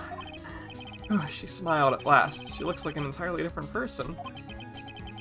One last question. You're innocent, right? Yes. I trust you. So you trust me too, okay? It's a deal. So, what next? There's something that's been bugging me. What was inside that strange woman's drawer? That's when I tried to look into the drawer that she got all the fence. There has to be something in there.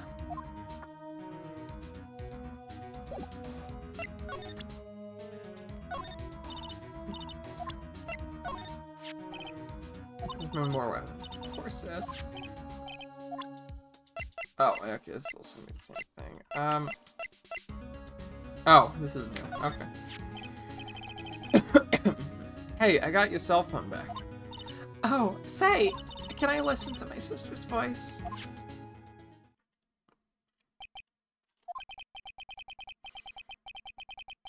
Maya's eyes closed. She listened to every word with such intensity. Before long, tears began to roll down her cheeks. Thank you. Sorry, I've never seen that before.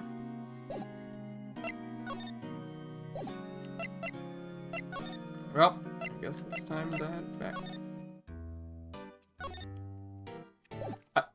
Is there anything new? No, there isn't. Okay, so I just didn't mean to go there.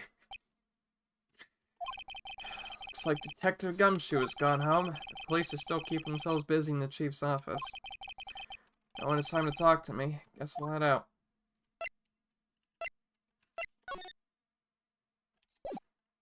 Sure there's nothing?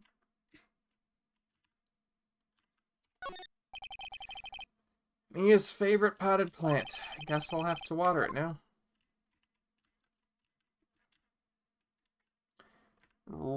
Really? Nothing at all.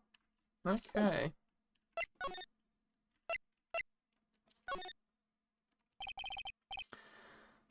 Ah, good afternoon, sir. Excuse me, you are... Ah, I beg your pardon, sir. I'm the bellboy of this establishment, at your service, sir. Oh, right. I've just come to deliver the room service, sir. Do you know where Miss May might be? I believe our guest, Miss May, is currently using the, facilities. If you've no need of anything, I'll be taking my leave. Please, stay as long as you like. Enjoy. Yeah... Wait, no, hey! Oh. Why does it seem like every time I come here, I end up embarrassing myself? Wait, now's my chance to snoop around a bit more. I almost forgot. Yeah, you came back quick.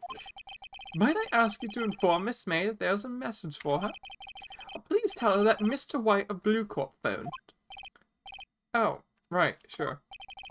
Mr. White of Blue Court. Where I heard that name before. White. That was his name, my sister told me. White was the name of the guy who ruined Mia and Maya's mother. Could it be a coincidence?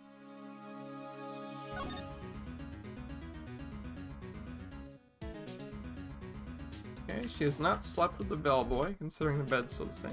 Let's check out that drawer. There's a screwdriver sticking out of that half-open drawer. Now's my chance to see what's inside. What do we have here? A wiretap? What a woman like her be doing with a thing like this? Miss May's hotel room. Oh, there's definitely something suspicious about this Miss May. Why would she have something like this in her hotel room? Story behind all this, I know it. Alright, I'll be using this bit of evidence in tomorrow's trial, that's for sure. For Maya's sake, I'll get to this woman's bottom. Wait, I mean, you know what I meant. Oh, bellboy is still there. Uh-oh, time to scram. Look forward to tangoing with you tomorrow, Miss May. In court! To be continued. Let us continue onward with it all. I think we got enough time to do the courtroom scene.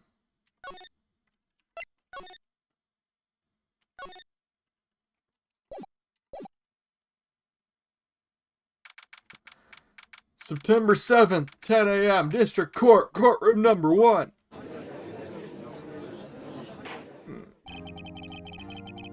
Court is now in session for the trial of Miss Maya Fey.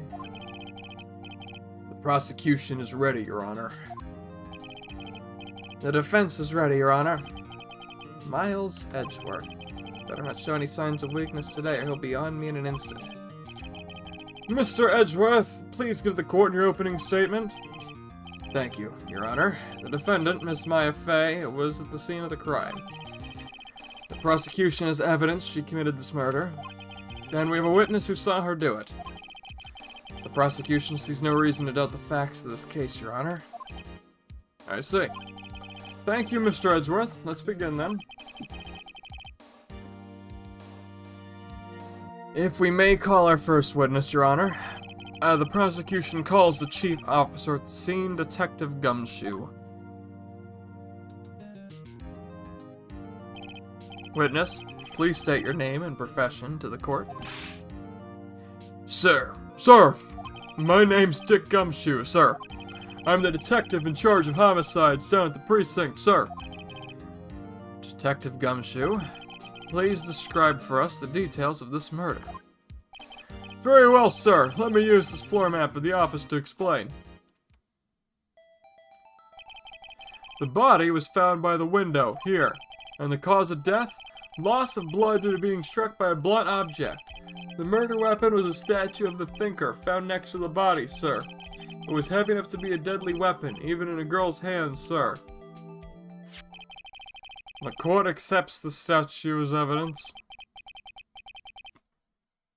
Still calling it a statue.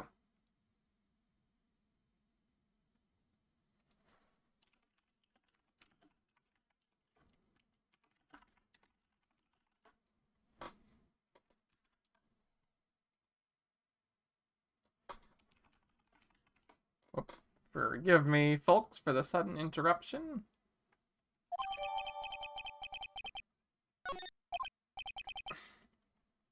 Now, detective. Yes, sir. You immediately arrested Miss Maya Fey, who was found at the scene, correct? Can you tell me why? Yes, sir. I have hard evidence she did it, sir. Detective Gumshoe, please testify to the court about this hard evidence. I've got very hard evidence, sir. No, God. I'm above that joke, come on. As soon as the phone call came in, I rushed to the scene. There were two people there already. The defendant, Miss Maya Fey, and the lawyer, Mr. Phoenix Wright. I immediately arrested Miss Maya Fey. Why? We had a witness account describing her. The witness saw Miss Maya Fey at the very moment of the murder. The very moment, you say? Very well, Mr. Wright. You may begin your cross-examination. You may begin your cross-exam... Did I do that right? I'm blanking on the judge's voice I gave him, damn it. I'm so inconsistent. No. Yes, Your Honor. Cross-examine what? Couldn't see a single contradiction in the testimony. Smack. Why, you just threw something at me. What's this? When my sister couldn't find any contradictions in witness testimony, she would bluff it and press the witness on every detail. The witness always slips up and says something wrong. It worked lots of times. I should have expected Maya would know some of her sister's tricks. Alright, let's give this a try. Something the matter? No, Your Honor, I'd like to begin my cross-examination.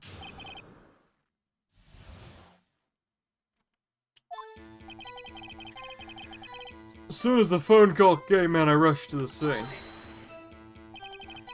Who did you say you got a call from? Hey, pal, don't play dumb. You know who. The call is from a customer at the Gatewater Hotel, right across from the crime scene. Okay. I pressed. Not sure it did much, though. Right. Please continue. There were two people there already. Detective Gumshoe, how long would you say it took between you receiving the call and your arrival at the scene of the crime? Alright, I'd say it's about 3 minutes. That's pretty fast. Our motto this month is quick response. That's how I got there before the killer got away. Indeed.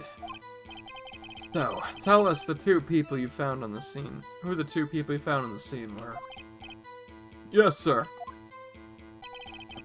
The defendant, Miss Maya Fey, and the lawyer, Phoenix Wright. Are you absolutely sure it was us? Listen, pal, your dumb act will only get you so far. With your funky hippie clothes and your spiky hair, you two stand out like suspicious people at a crime scene. Well, he does have a point about her. She is pretty unmistakable. I should pick my points to press with a little more care. I like having the cuts. I have the interest. I immediately arrested Miss Maya Fey. Why is that? What's your reason? Why? We had a witness account describing her. Hold on just 1 second. Yeah? If I heard correctly, you said you arrested her because you had hard evidence she did it, correct? Huh? Did I say that? Me? I heard you say it. You did say it. You said it. Exactly what about the suspicious woman in Pink's claim was hard evidence? What? Miss May isn't suspicious, and she sure isn't Pink, pal. Well, I guess she is Pink. That's enough, Detective Gumshoe. Do you have any more solid proof other than her claims, Detective? I guess pressing can have its advantages. Yes. Ah, Sorry, I got the order of things mixed up in my testimony, Your Honor, sir. There was something I should have told you about first, Your Honor. very well, Detective. Let's have your testimony again.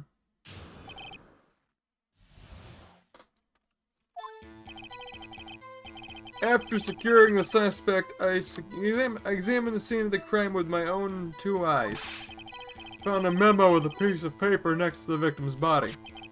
On it, the word Maya was written clearly in blood. Lab test results showed the blood was the victim's. Also, there was blood found in the victim's finger. Before she died, the victim wrote the killer's name. How do you like that? That's my hard evidence.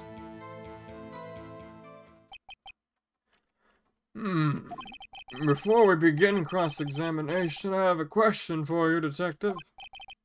Your Honor? Your Honor? Why didn't you testify about this vital piece of evidence the first time? I know. I'm real embarrassed I forgot about it, Your Honor, sir. Try to be... Someone did a dub of this game, and they're still working on there in the second game. True, yeah, I have heard that. I need to watch the dub they're doing for that. Seems pretty fun. Up my alley. Try to be more careful. Very well, the defense may begin its cross-examination.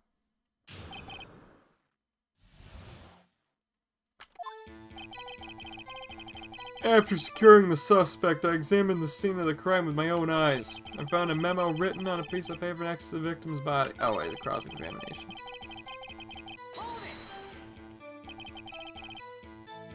And did you find any evidence? No, don't jump the gun on me, pal.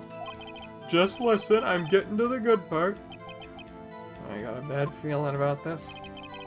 I found a memo written on paper next to the victim's body.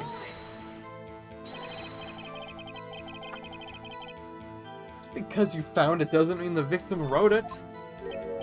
Oh, then who did write it, smarty pants? Who?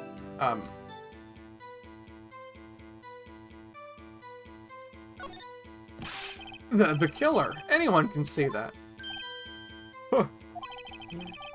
You're saying the killer wrote her own name? Buddy, please. She was framed.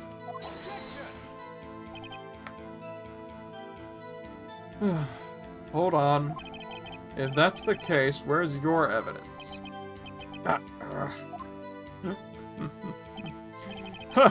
I guess that was a bit of a tall order for you. Those without evidence shouldn't open their mouths, Mr. Wright. Yeah, pal. Ugh. Well, detective, tell us what was written on the memo you found. On it, the word Maya was clearly written in blood.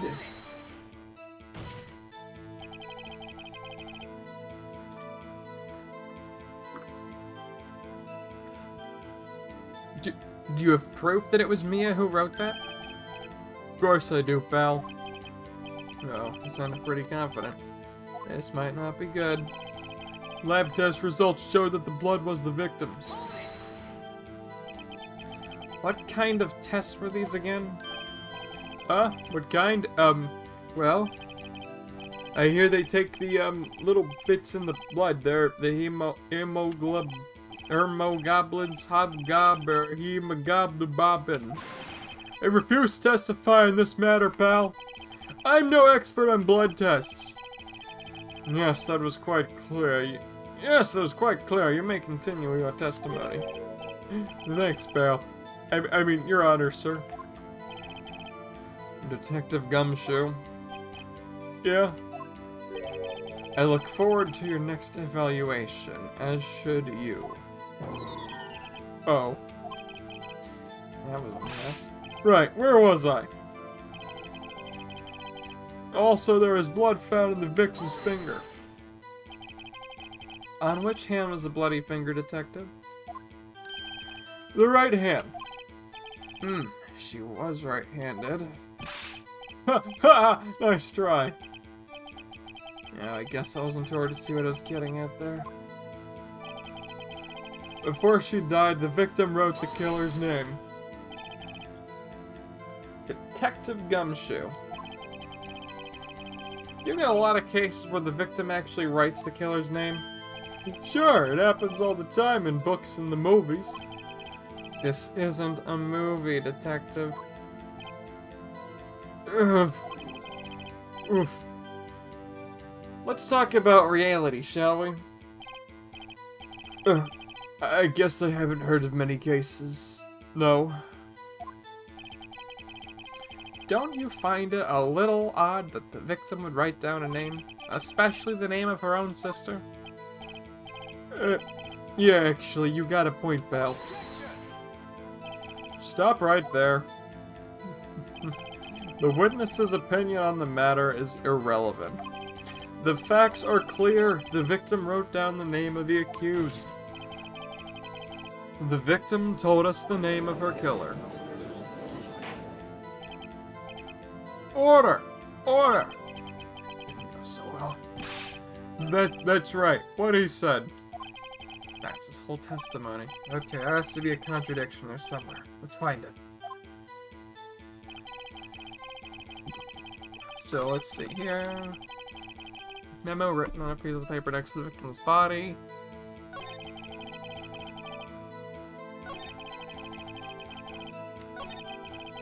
Blood found on the victim's finger. Oh no! Fuck! It's not what I wanted to do! Oh, I guess this works too. Alright.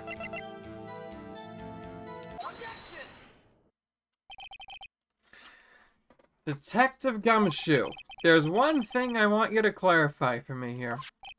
You say the victim, Mia Fey, wrote this note. That she was accusing the defendant, Maya Fey. That's really what you're saying? What? This isn't one of them lawyer... This isn't one of those lawyer tricks now, is it?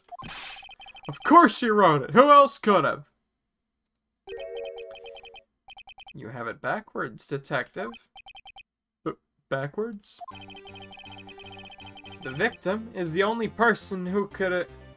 The victim is the only person who absolutely could not have written it.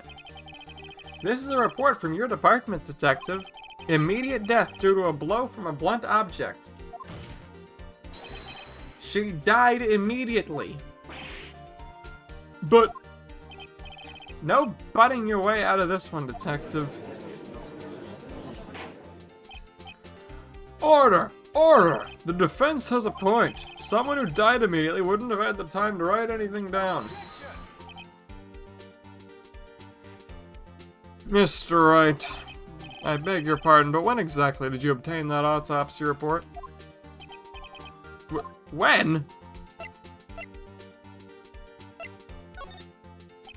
It was the day after the murder. The prosecution's point being... That autopsy report is outdated, Your Honor. What? A second autopsy was performed yesterday at my request. Death was almost immediate due to a blow from a blunt object, but there is a possibility the victim lived for several minutes after the blow. I received these results this morning. No way! Your Honor, it's quite easy to imagine that the victim did not have time to... It's quite easy to imagine that the victim did have time to write Maya. That is all. I see. Damn you, Edgeworth. Stop edging me on. Should have known you'd have something up your sleeve. Why, Mr. Wright, you look shocked. Something you want to say? Mr. Edgeworth, I've heard there's nothing you won't do to get your verdict. What reason could you possibly have had to request a second autopsy report? Mr. Wright, the defense will refrain from personal attacks on the prosecution. No matter, Your Honor. Mr. Wright, say what you will. The evidence in this report is undeniable. Your Honor, I submit this report to the court. Understood. The court accepts the evidence. Well, Your Honor, the evidence strongly suggests the victim was identifying the killer. I suppose that's the obvious conclusion, yes? Darn, this isn't good. The prosecution would like to call its next witness. This poor, innocent girl saw the murder with her own eyes. Let the witness, Miss April May, take the stand. Exactly what part of her is innocent?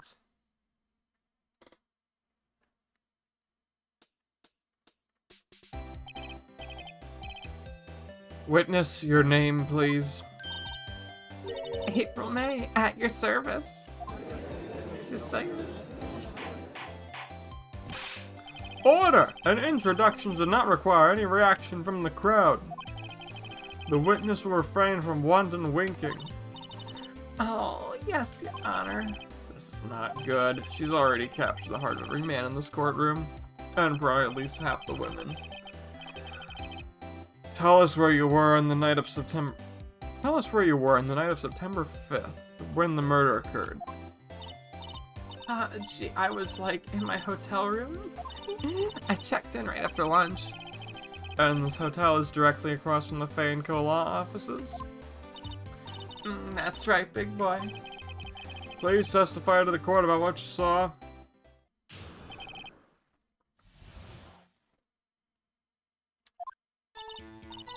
It was like 9 at night. I looked out the window, you know? And then I saw a woman with long hair being attacked. The one attacking her was the mousy girl sitting in the defendant's chair. And then the woman, like, dodged to one side and ran away. But that girl, she caught up to her and she hit her. When the woman with the long hair, she kind of slumped. The end. That's all I saw. Every little bitsy witsy.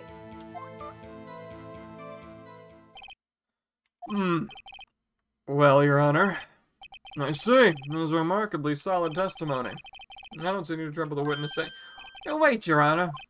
Yes, Mr. Wright. What about my cross-examination?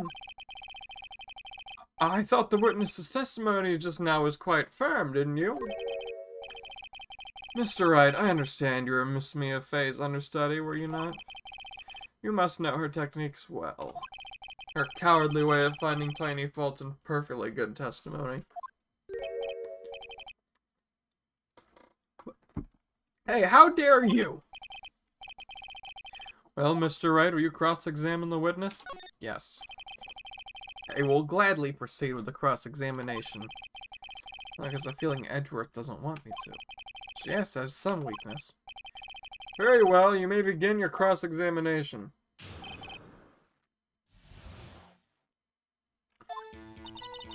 It was like 9 at night. I looked out the window, you know? Why did you do that? Huh? Why? Like, why what? Why did you look out the window? Were you expecting to see something? Oh, well, gee. What, that's it? She can't get out of this question that easily. I sort of, you know, I had a feeling. Well, I have a feeling she's trying to avoid the question. Maybe I should brush a little harder on this one. Let's see how far I can run with this. Surely you must have had a reason to look out your window at that time of night?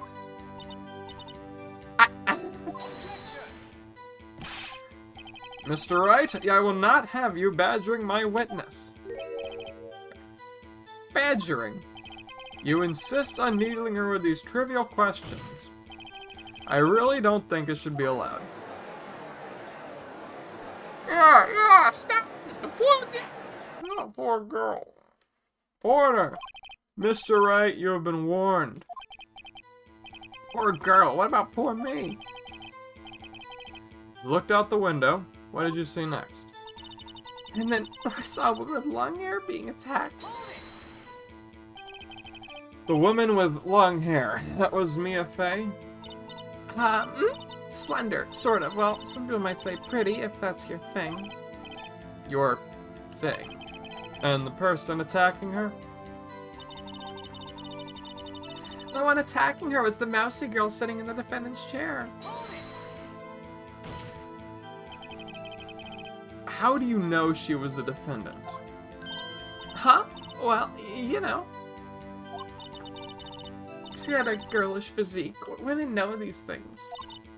Look, I just know, okay? There's only one person at the scene of the crime with that short, girlish figure. The testimony is bulletproof, Your Honor. He's right. Hold on a minute. That testimony stinks. What? Miss May, I'm willing to bet that you're lying. Are you telling the truth? Did you really see the defendant? Yeah.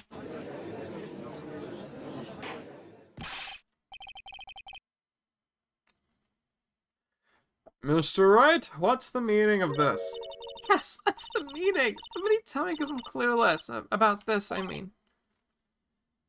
Okay, if you had really seen my client, Maya Fey, you would have noticed her clothes before noticing her physique. No one wears clothes like this on a daily basis except her. And I'm no expert on fashion, but her hairdo looks far from normal to me. However, the witness's testimony mentions neither of these things. The testimony is bogus. Still, we don't know if she was dressed that way on the night of the murder. She was, Your Honor. I saw her. And so did Detective Gumshoe. What do you say to that, Miss May? Ah! What are you trying to say, you mean liar? I saw what I saw. I just didn't think all the trifling little details were necessary, darling. Miss May, the court would like you to remind you to please omit nothing in your testimony. I'm sorry, Your Honor. I'll be a good girl, I promise. Your testimony again, if you would. Damn, I almost had it. This is a count. I did see everything, I did. The victim, the woman dodged the first attack and ran up to the right. Then the girl in the hippie clothes ran after her. And she hit her with that weapon. I saw it, I did.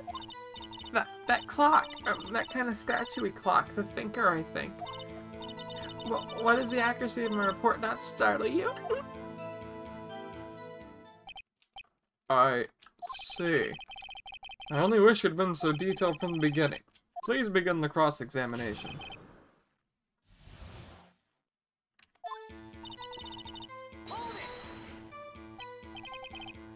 So you saw me then, too?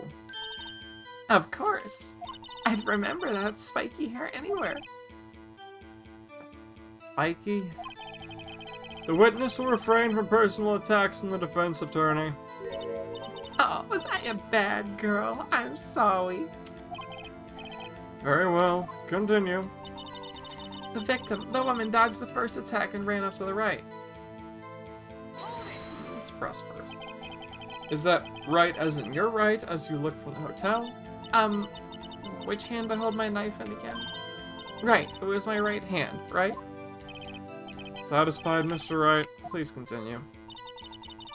Then the girl in the hippie clothes ran after her. How convenient for you to remember her hippie clothes. That's what she was wearing. Oh, and her hair was all done up like a bun. What happened then? And she hit her with that weapon. I saw it. I did. Where did this weapon come from? She picked it up from the desk.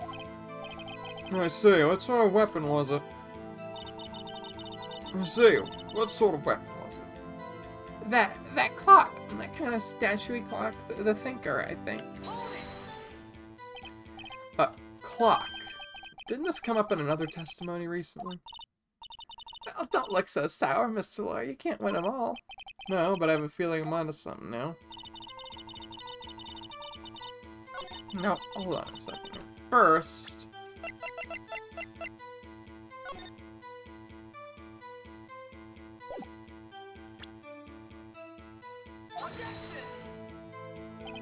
This evidence clear up. Not at all. Mr. Wright, please think back to the accusations. Oof. Nothing more any points to the judge.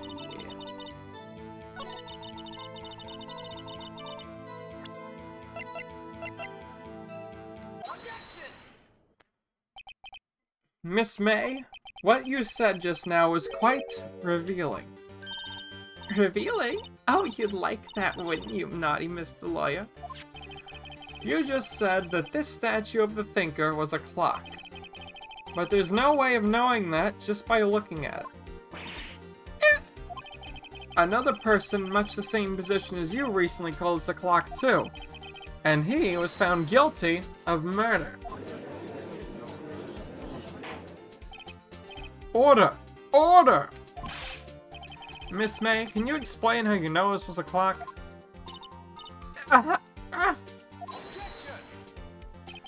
The witness saw the murder with her own eyes. That's all that's important here. The defense is trying to confuse the issue with trivial concerns. Yes, of course. You will withdraw your question, Mr. Wright. But questions are all I have, Your Honor. And as you may recall, I've caught murders of these questions before. Only once.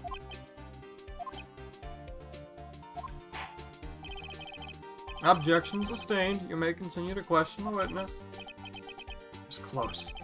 If they stopped me there, the trial would be over. What happens now? What happens now is you answer my question. How did you know it was a clock? That's because I heard it? Yes, I heard it say the time. So, you've been to the law office of Fay & Co. No, I didn't say that. Why would I go there? I heard it from my hotel room. The law offices of Fay & Co., where the murder took place, is very close to the hotel. She could have easily heard the clock. Well, mister, are you satisfied? No, Your Honor. I can't give up now. I'm not satisfied because... Your Honor, members of the court, it is inconceivable that the clock in question rang. That clock is missing its clockwork.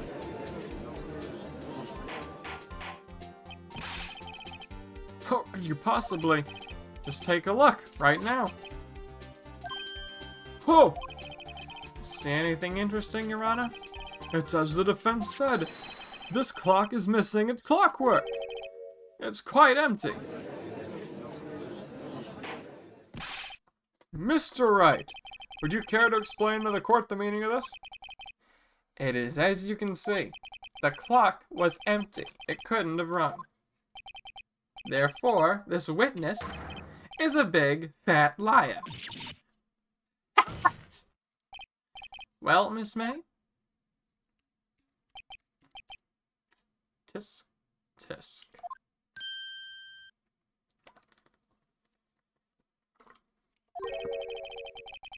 Quite a show you put on for us, Mr. Wright. He knew the clock was empty. Somehow he knew. I'm afraid you've forgotten one thing, however. Indeed, the clock is empty, as you say. It can't ring. However, we must ask, when was the clockwork removed? If it was after the witness heard the clock, then there is no contradiction. That's true. That is a possibility. The clock might have been emptied after she'd heard it. And that is exactly what happened, Your Honor. Well, Mr. Wright, can you prove when the clockwork was removed? Oh, impossible, of course. I have proof. But what? Well, what? Wasn't it you who told me proof is everything? Well, I was listening. And now I'll show you the proof you like so much. The evidence that proves when the clockwork was removed is this. Take a look at this. That's a very cute cell phone. Ooh, you have a girly phone. Oh, wait, this isn't my phone. Listen, this is the defendant's cell phone. It contains a recording. A recording of a conversation she had with the victim on the day of the murder. Order! Order! The defendant's cell phone? This wasn't brought to my attention. Perhaps Detective Gumshoe overlooked it. Your detective better remember he's up for evaluation soon. I gotta say, I'm starting to feel bad for the big fella. Let's hear the conversation. So, you just want me to hold onto the thinker for you then? If you could.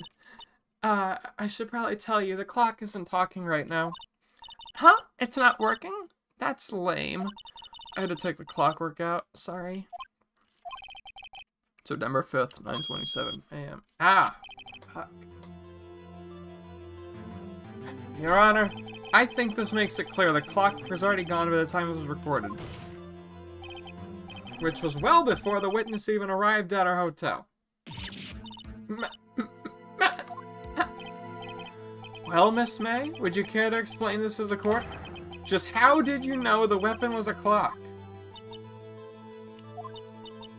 Well, isn't it obvious? I saw that clock before. What store was that again? I go to so many.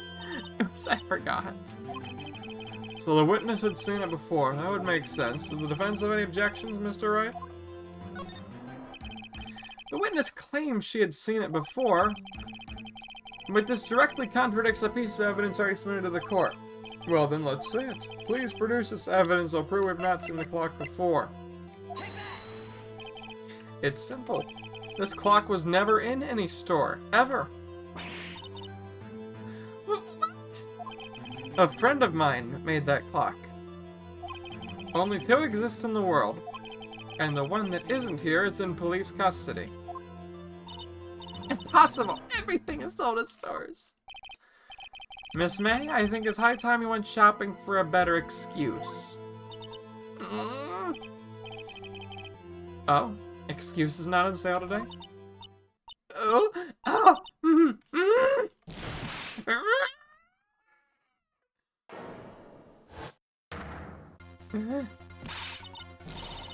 you porcupine head? That stupid clock doesn't matter, okay? She did it, and she should die for it! Die!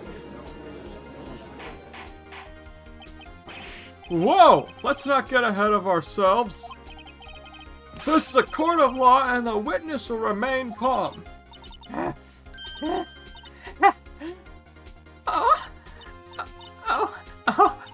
Silly me.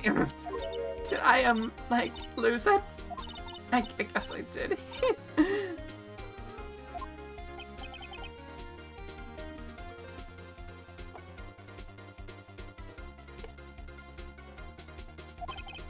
Sorry. Miss May, might I ask, tell me, how did you know the weapon was a clock?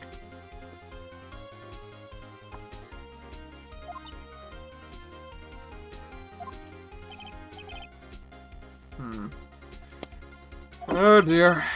Does the defense have an opinion on this behavior? Okay, this is it. Yes, Your Honor, and let me explain how I see the truth of the matter. Miss April May, you knew the weapon was a clock because you had heard about it.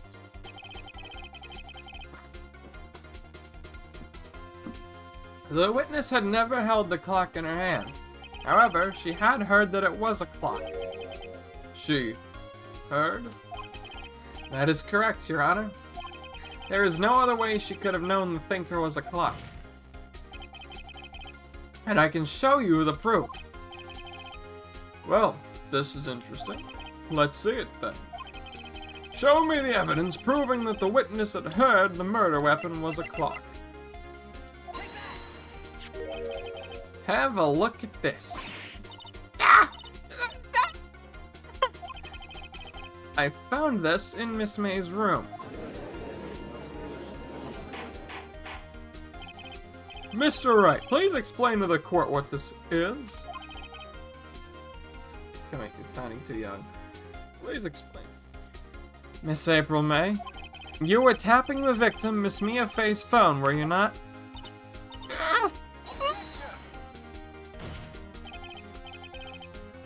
Your Honor, this is irrelevant.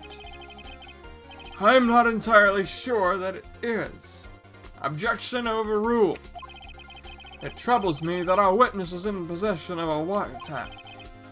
This is outrageous. Does the defense truly claim the witness was tapping her phone? Absolutely. Even if that was the case, which it's not, you still have to prove one thing. Did the victim ever say that the weapon was a clock on the phone? Can you prove that? I think not. Oh yeah, I think I can. It's simple. What? Here's my proof. The proof of the victim said on the phone that the weapon was a clock is...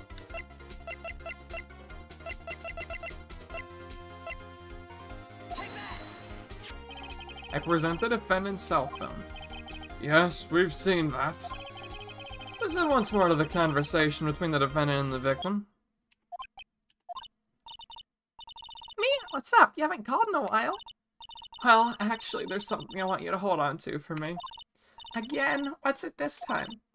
It's a clock. It's made to look like that statue, the thinker, and it tells you the time. Miss April May, you used a wiretap to listen to this conversation. That's how you knew the thinker was a clock. Am I wrong?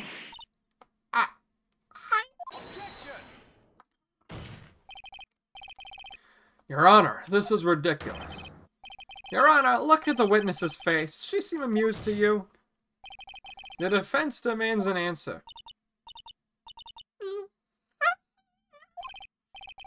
Witness, answer the question. Did you tap her phone? Miss May! Shut up! All of you! I can't believe you talk to me like this! You liar!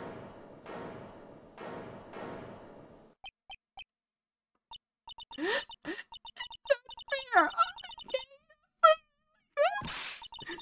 Oh, I'm sorry, the bad girl. Is that it? Is that it?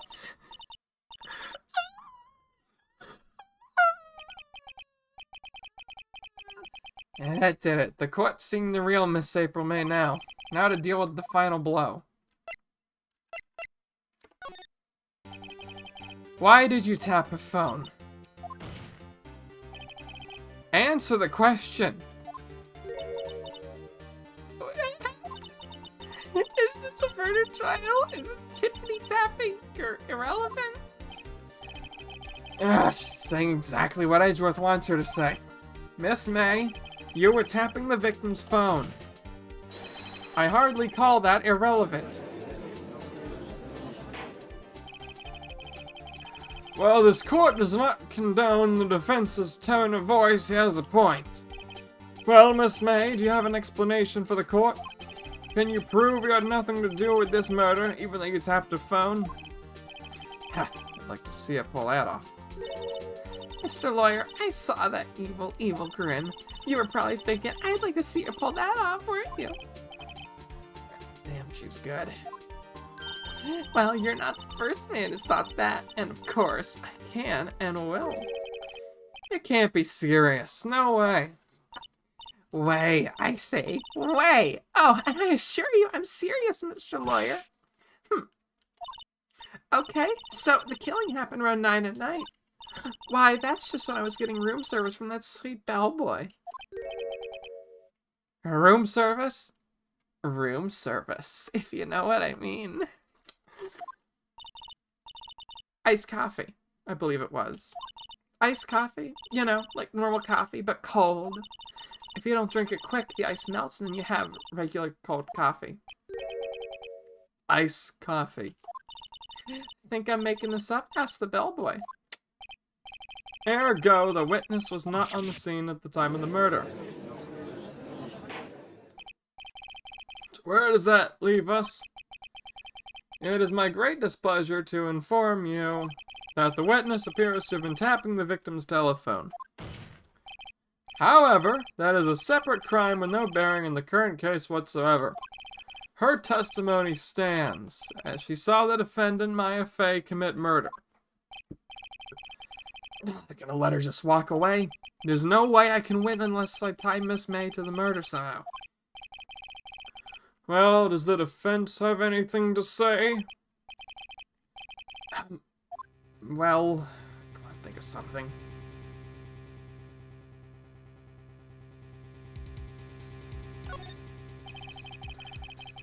The defense would like to call the hotel bellboy as a witness. There's something suspicious here. I'm gonna guess on the bottom of it. I think you've sunken quite low enough already.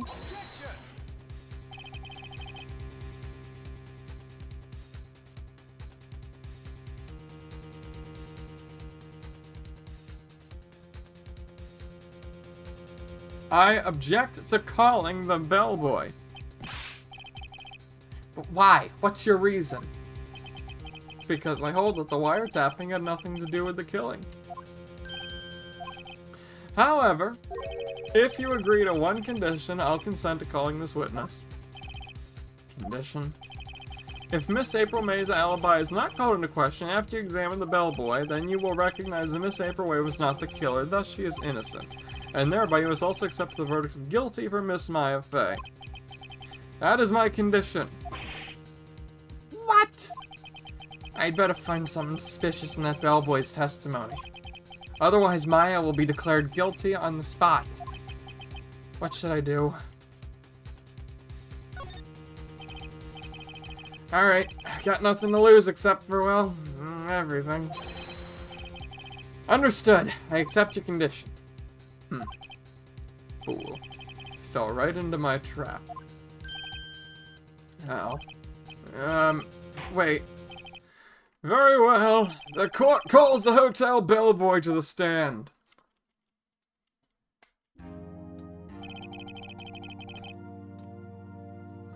I believe we're ready for the witness to testify. Certainly does look like a bellboy. Yes, sir. I received your summons in the middle of work, sir. I'm happy to be of service.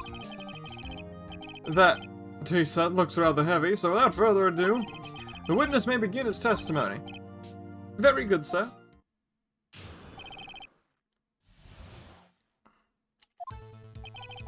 I'm the head bellboy at the Fine Gatewater Hotel, in business for 4 generations. I believe I received a call after 8 in the evening from our guest, Miss May. She asked for an iced coffee to be brought to her at 9 on the dot, sir. I brought her precisely the requested time, of course, and delivered the iced coffee to our guest, Miss May herself. I see. The defense may begin cross-examination. Right, I'm ready. I hope. This is it. If I can't prove Miss May was involved in the murder now, Maya will be finished.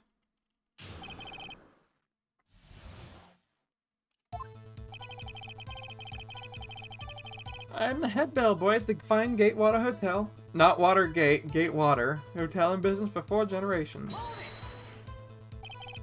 What exactly is it you do at the hotel? Why, anything required of me, sir. I check in guests, I check out guests, I clean rooms, I make beds, I even deliver room service, sir. I checked Miss May in personally. Are you always so prim? Mr. Wright, you will refrain from asking frivolous questions. I believe I received a call after 8 in the evening from our guest, Miss May. Are you sure it was Miss May on the phone? Absolutely, sir. How can you be so certain? I checked Miss May in personally, sir. Not only did I see her in all her stunning radiance, but I also heard her voice. And then I saw them, and the point being, I remember her quite well, sir. Yes, what then? She asked for an iced coffee brought to her at 9 o'clock on the dot, sir. 9 o'clock on the dot, you say? Yes, I confirmed that detail several times. She was watching a program on the TV and wished to drink after she finished, sir. 9, the time of the murder. I brought it to her precisely at the requested time, of course. Precisely. 9 o'clock, then. Precisely. Exactly. Most definitely, sir. 9 p.m. How can you be so sure? Miss May was quite insistent that we brought them. Oh, bellboy. I'd like iced coffee at exactly 9 o'clock. Something like that, sir. Therefore, I knocked on her door at the crack of 9, sir. Why would you be so particular about the time? And I delivered the iced coffee to our guest, Miss May herself. You're sure it was Miss April May herself? Absolutely, sir. Absolutely. Yes, sir. As in, so very absolutely, sir. It's an endearing mannerism of mine. How come you're so very certain? Well, when I brought the room service, sir, the guest, sir, favored me with an, embrasseur, sir. Embrasseur? Embrasseur? Is that French for embrace? It's French for kiss, sir. But not a French kiss, more of a peck on the cheek. Why would she have done that? I believe perhaps she was momentarily swayed by my prim demeanor, sir. It was a moment I shall never, ever forget, sir. Sounds pretty fishy to me. I think our Miss May was up to something, wanted the bellboy to remember her. It's no good, there's nothing there. Is that it? Tusk, Tusk. Finally you understand. This bellboy has absolutely no reason to lie. Now, if you have any decency, you will end this rather tedious cross-examination here. It was a bit tedious. It was a bit tedious. The witness may leave the stand. I can't let this happen, can I? No, wait, please, wait. Yes, does the defense have something to add? One last question. Let me ask one last question. Your Honor, I must object. This charade of justice has gone on long enough. No, Mr. Edgeworth. Alright, Mr. Wright, I'll give you one more question. That's all. Okay, this is really now's my last chance. What do I ask him about? Tell me again about room service. Again, sir? At exactly 9, I delivered room service to Miss May in room 303. The guest had requested iced coffee. $18 was the charge. Jesus Christ. $18 in 2001. was the charge, as I recall. I see. $18! That's what I'm saying! $18? Doesn't that seem a bit expensive? Yes, well, iced coffee for two, you know. And we don't skimp on the ice, sir.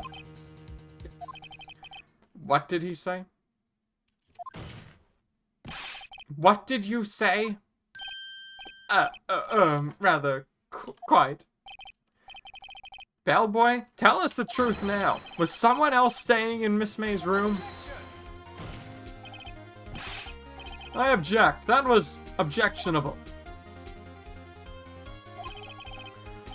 Objection overruled. The witness will answer the question. Yes, I see. Why did you not mention this in your testimony? Well, sir, you didn't ask. Nice try. That's the sort of thing you're normally supposed to mention. He's going all over the place. Yes, quite, indeed.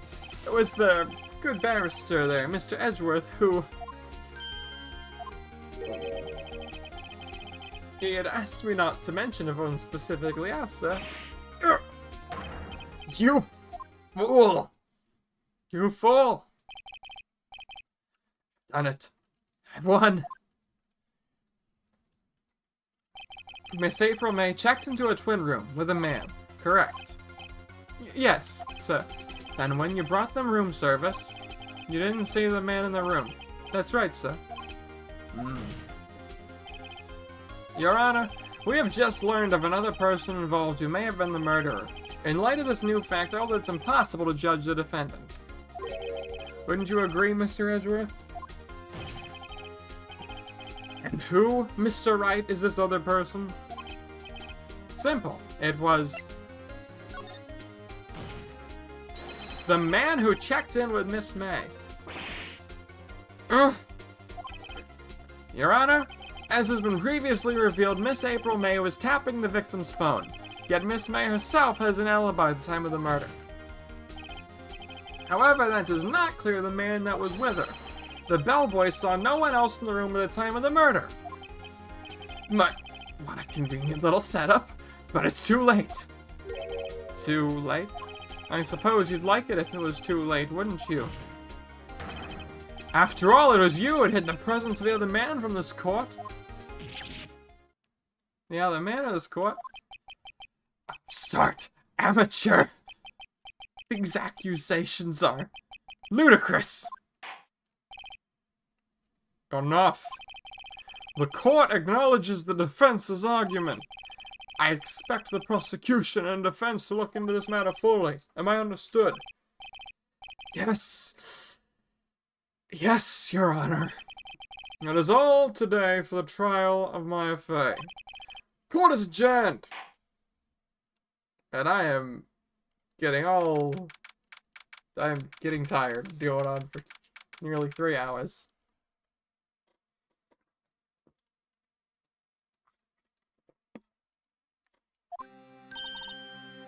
Mr. Wright, you were amazing in there. Oh, really? I think I might be your newest fan. Oh, I was just doing my job, you know? Then again, that other attorney's pretty cool too. Huh? That face of his with his eyes wide and trembling lips sends shivers up my spine. If you say so. Say so. So, what happens with me? Do I get to go home now? Well... I don't think so. Not yet. Oh, I see. But I got a great lead in today's trial. a lead? That man with Miss May. He's the key. Oh, I get it. What happened to Miss May after that anyway? I heard they arrested her. I guess she's learning her charms won't work everywhere. She's probably at the detention center now. I may have to go down there later. Anyway, this case is far from closed. Yes, sir. I'm gonna find out more about this man. Do you think he was the one who... Maybe so. Maybe so. Sis. Don't worry, I'll find him by tomorrow, I promise. counting on you. I asked for a full record of April May's testimony. I thought it might come in handy during the trial tomorrow. But now that I have it, I'm not so sure. Most of her testimony was all lies. In fact, there's only one part that hasn't been stricken from the record.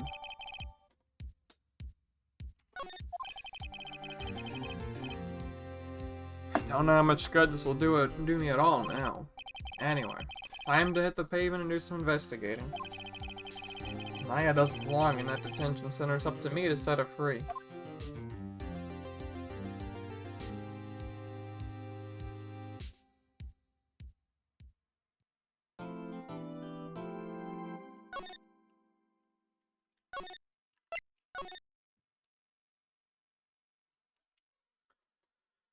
Well, everybody, I think that is going to call it for today because I am just a little bit bushed. Considering that, you know, it's been going on for about 3 hours. I think that's enough time to call it for a stream. Geez. We'll have to do this again. Sometime in the next week, and I should hopefully be able to start editing, well, keep editing the video I'm working on. Trying not to spoil anything that comes from it, because frankly, I don't want to spoil anything of it. Other than that, yeah, I hope y'all have a good afternoon, evening, day, whenever you're watching this, and I will catch you on the flip side. I'm still not good with outros, especially not off the cuff live. Bye-bye, everybody.